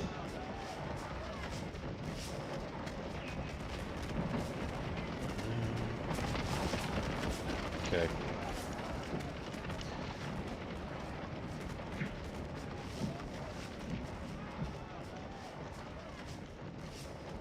This is really bugging me.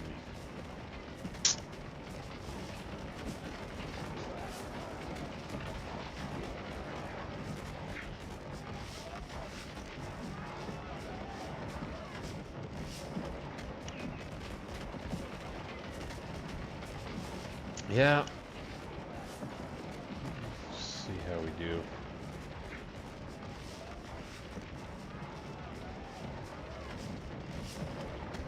At least tilt like this.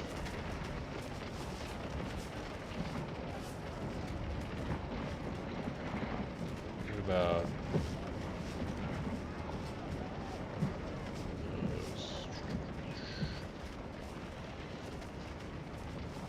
so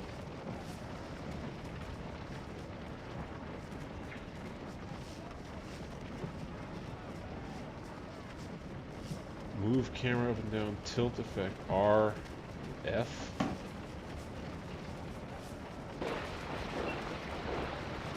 No.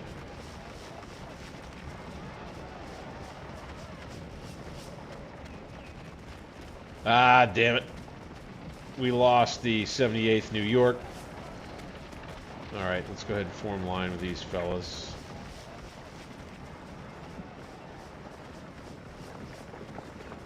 They'll wheel a bit. Let's double time it into position. We'll have a fresh unit here on the line.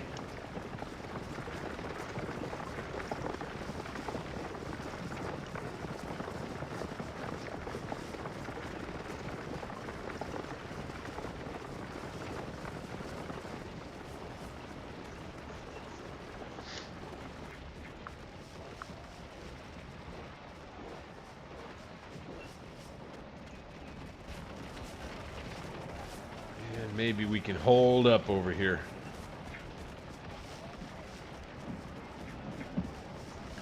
And I'll take me and ride over here.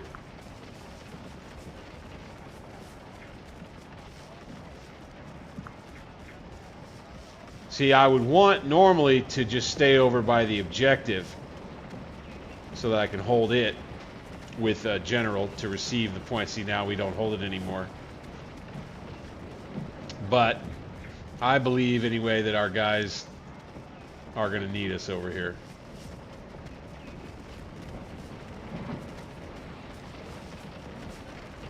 What are we looking on this side? Pretty good. Can't see what we're shooting at down there. There we go.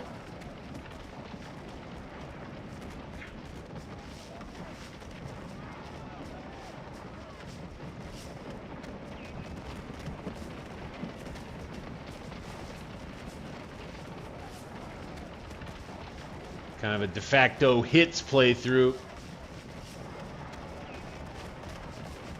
Oh, that reminds me. I'm gonna go look. I'm gonna go look and see. I'm gonna push the pause button real fast. Let's see if we got another mouse.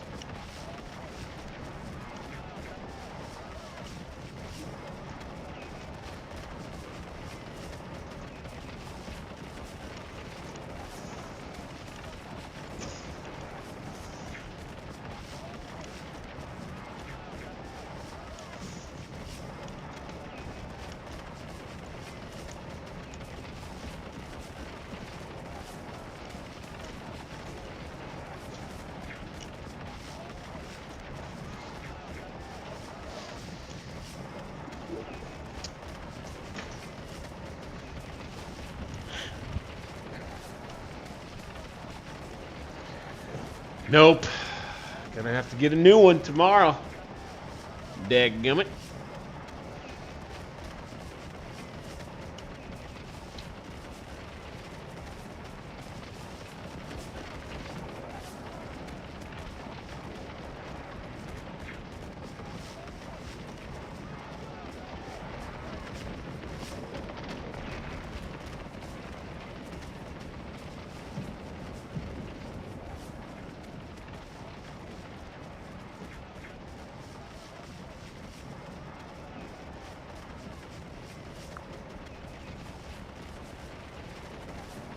All right. Let's just get back to it.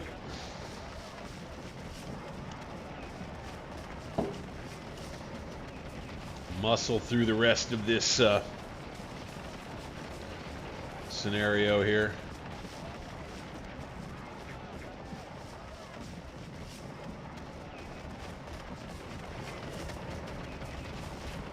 Oh, I like that look.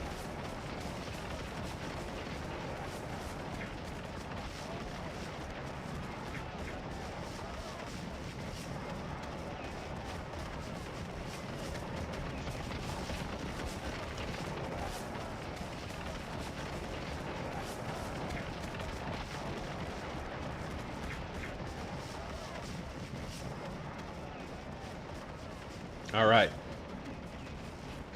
78th is primed and ready for action again. We'll go ahead and bring them here.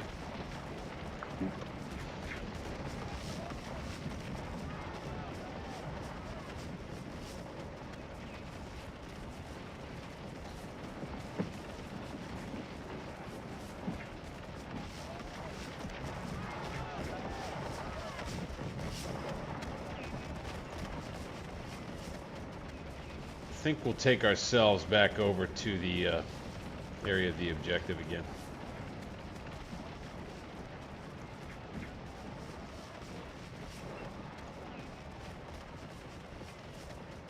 Got it to work just a little bit. Oh, that helps. That actually helps. Nice. That may be just enough tilt for us to actually be able to get through the rest of this thing without going absolutely nuts. Woo, baby, these Rebs are having a hard time on the edge of the hill here, god dang. Yeah, this was a steep hill. Look at this. The 60th New York up among these rocks and the breastworks with the hill advantage and everything else. 12 casualties. Inflicting 139. Ooh. Boo, boo.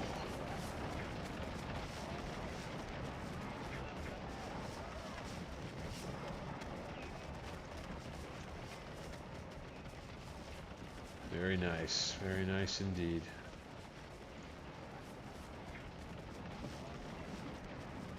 Let's get these guys, the 78th New York, back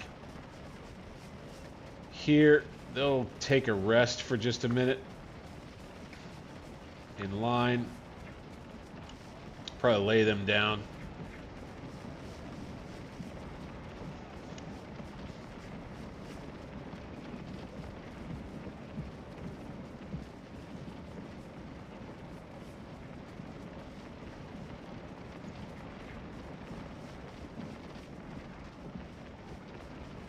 I think we've driven off all the Rebs that tried to come up at us from this angle.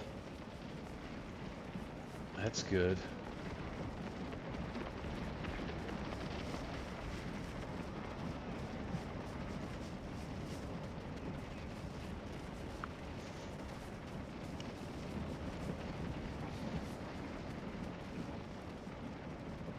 Oh, looky here.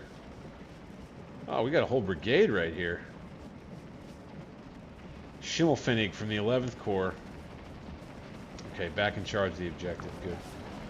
With 2,000 points. All right. Oh, shoot. I shouldn't have done that. Now we're back on this camera view that I don't like, and we got to tilt down again. Oh, no. No, no. Tilt. Please, God. Please, God. No. Not going to do it. Dadgummit.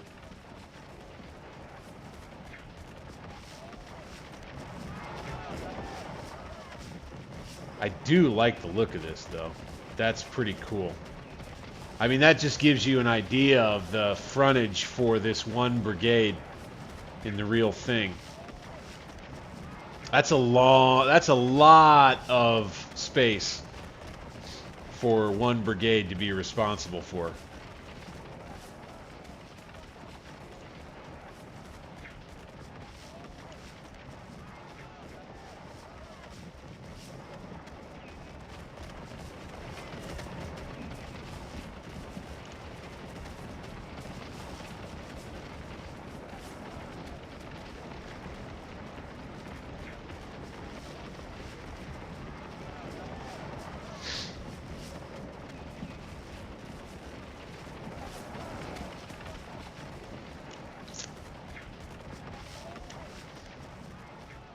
Alright, we'll bring the time forward faster a little bit here.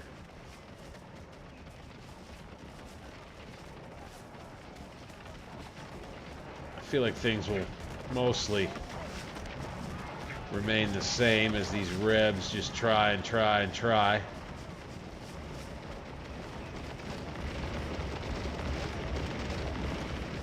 It's just tough sledding up this this slope here.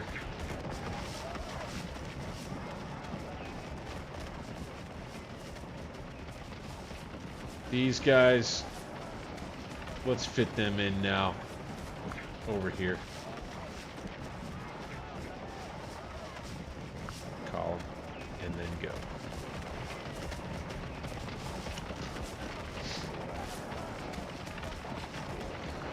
Double time.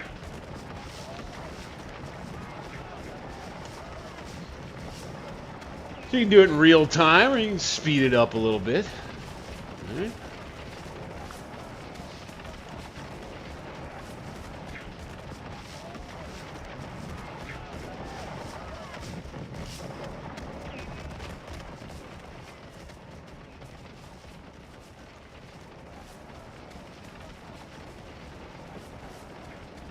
Yep, new brigade coming against this part of the line here.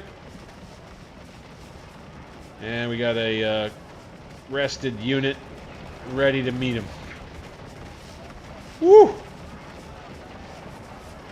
Oh, nasty volley coming in against the breastworks.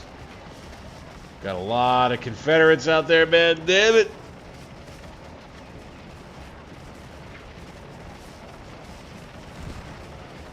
Oh. Another regiment unleashes another volley there.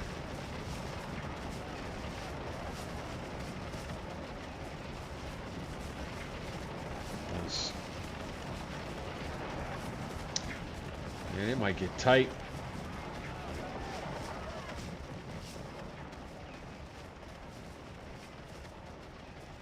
Such a long line for one brigade to hold. That's so crazy.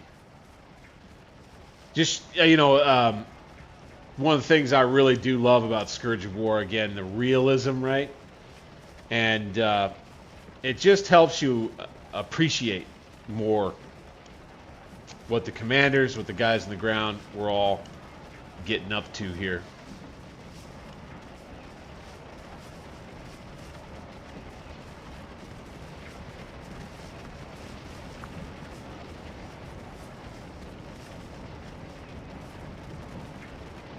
Thick firefight. Revs thick as fleas in them trees. Morale still looks alright for the 78th.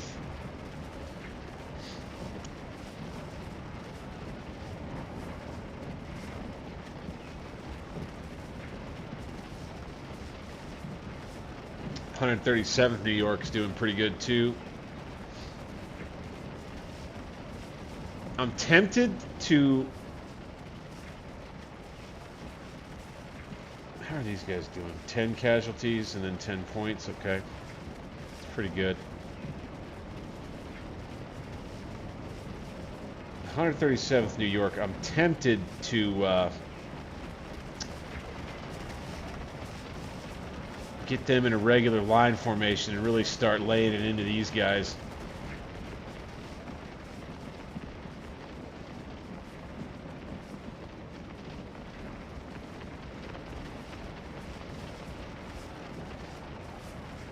Tough times for the Rebs coming up that hill.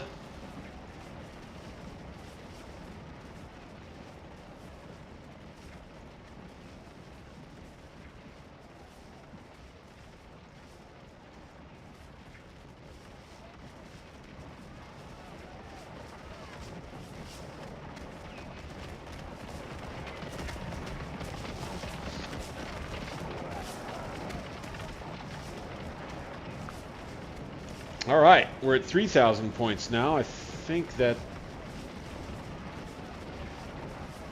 we're approaching a draw. I think that's right.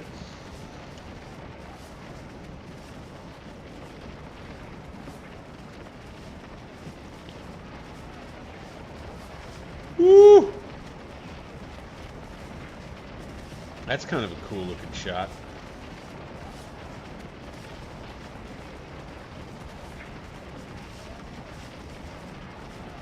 Right there. I like that. On the hunt for screenshots if we're gonna have camera control issues here, right? Oh, that's another pretty good one.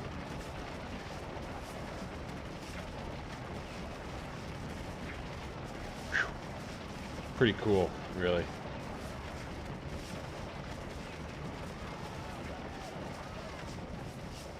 That. Forced to fall back up here. Ah, dang it.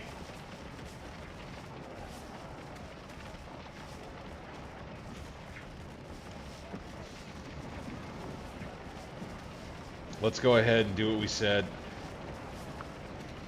Bring it in.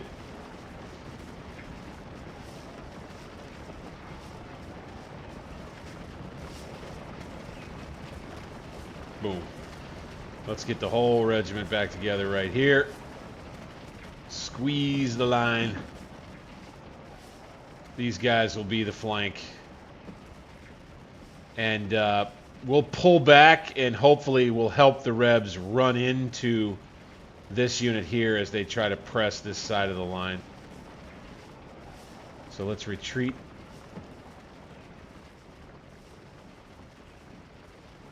They'll come to here. Don't love that.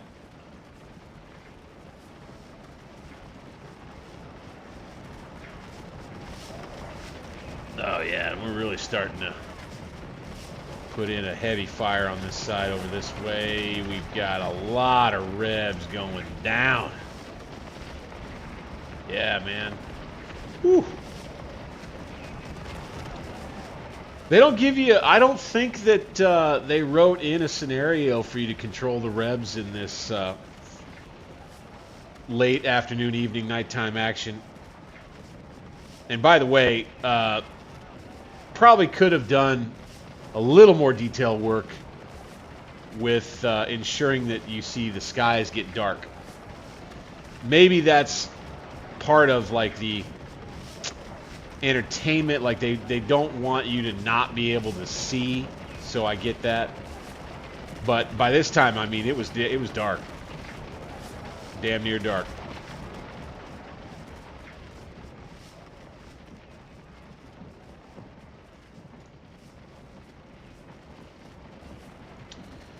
All right, let's go ahead and bring these guys back around to here. Like I said, maybe this unit will get involved.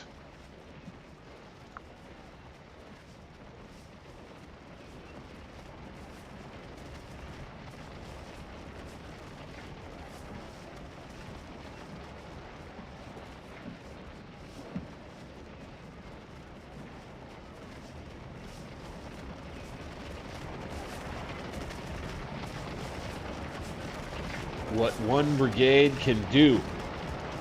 Holding on to the breastworks. Holding tight over here, but we're going to get flanked if we don't mind it. Mind ourselves. Okay,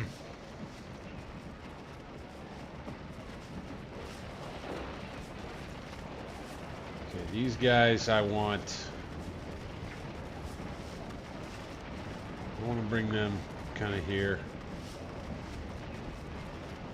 Morale looks good. We'll line them up. We'll lay them down.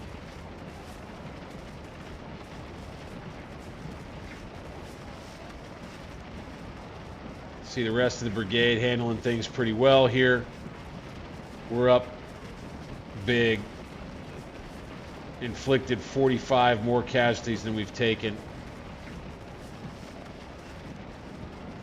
Here, not doing nearly as well. But that's, since they got on the breastworks over here, they're performing a little bit better. These guys in line.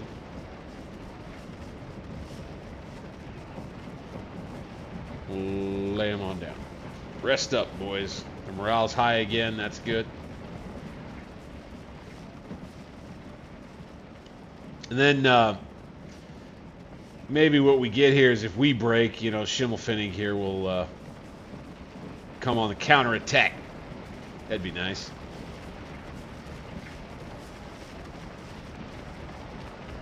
Still just fine on this side of the slope.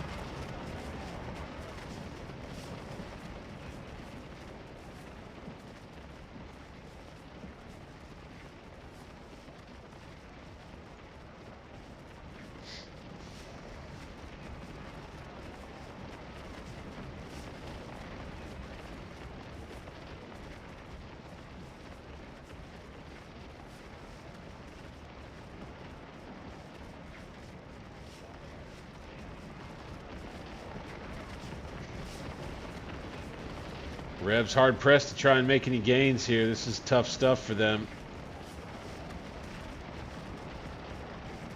We're at 13 minutes left till the scenario's done. These guys are fresh again.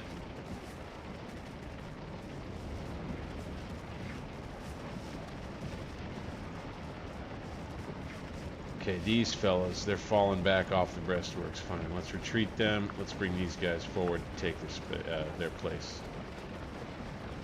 Go ahead, double time it in, boys. They haven't lost nearly half of their troops yet, so I do believe... Stop. let's fire from up the hill here. A little further away. At least we'll be able to pepper them. And these guys can rest up. Form column, please. And then you guys can go ahead and just form up here.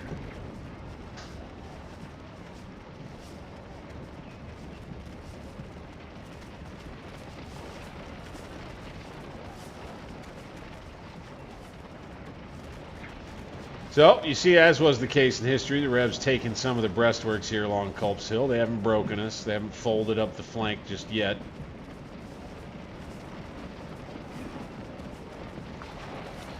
And we're approaching a minor victory.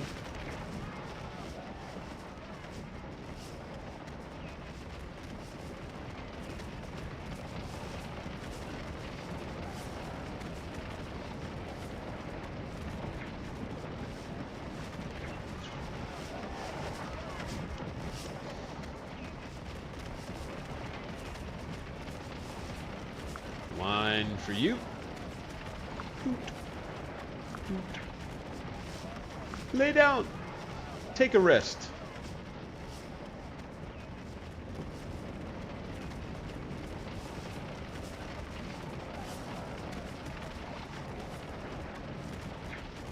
So, maybe the Revs are satisfied.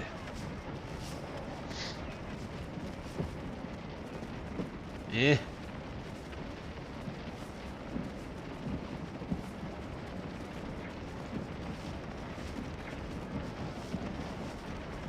Okay, we're starting to take more casualties now with the 137th up here on the line. These guys are still doing fine from up here. Seems that way anyway.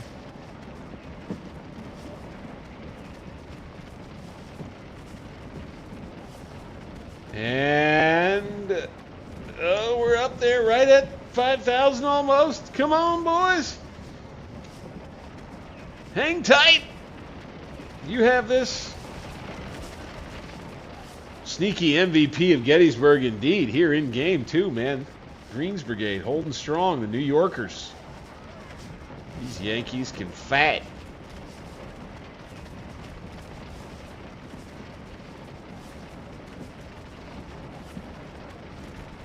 '78th New York's been doing all the fighting. Let's go ahead and bring them up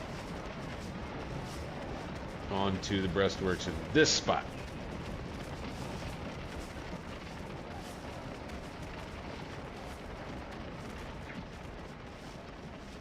Got half the enemy around the right flank pressing us and rolling us up a little bit over here, but as it relates to the scenario, they're not going to have a lot of time to try to come get the objective.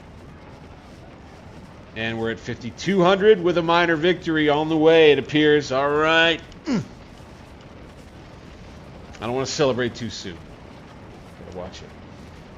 They could inflict a ton of casualties on us here at the end and doom our chances. We're a little low on ammo here. Running a little low on ammo across the board. Not too much so, but a little bit. Definitely up here.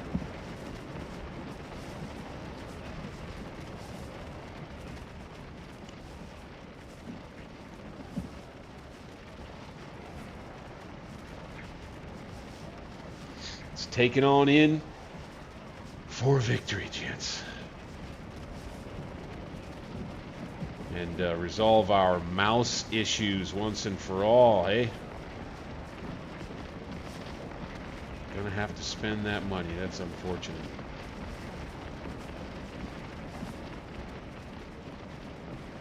Proud of the way the boys did up here. 13 casualties versus 145 for the 60th New York. They get the game ball. 78th doing good over here now.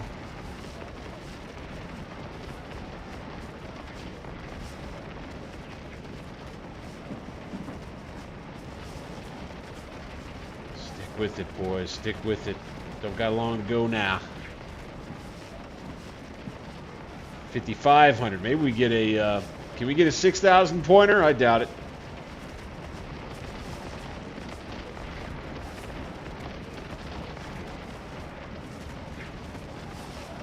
Oh, man, the side of this hill littered with rebel wounded and dead. Crazy, man. Look at all that. Ugh.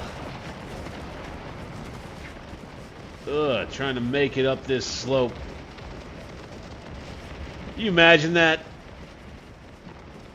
You imagine trying to make that attack.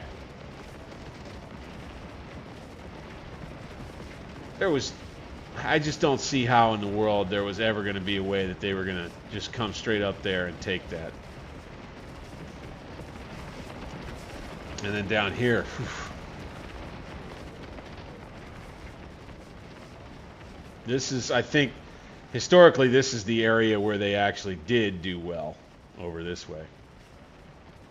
Unfortunately, they just didn't do well enough in time to keep the Union from strengthening this side of the line. Here we go!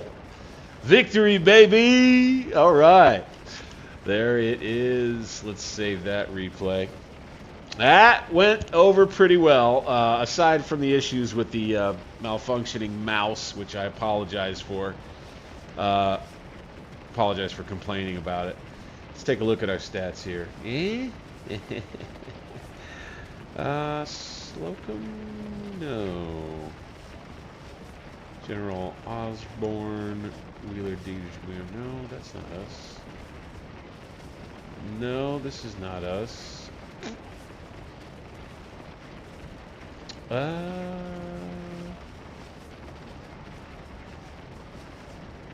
Here we are.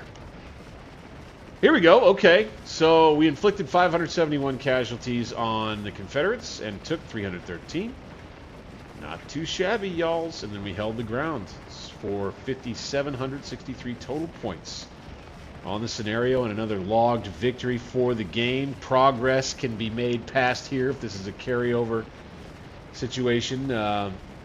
Happy to see that, that's for sure. Excited to have had you join me for it all tonight. We're going to wrap up the stream with that, as promised. Cemetery Hill and Culp's Hill action tonight.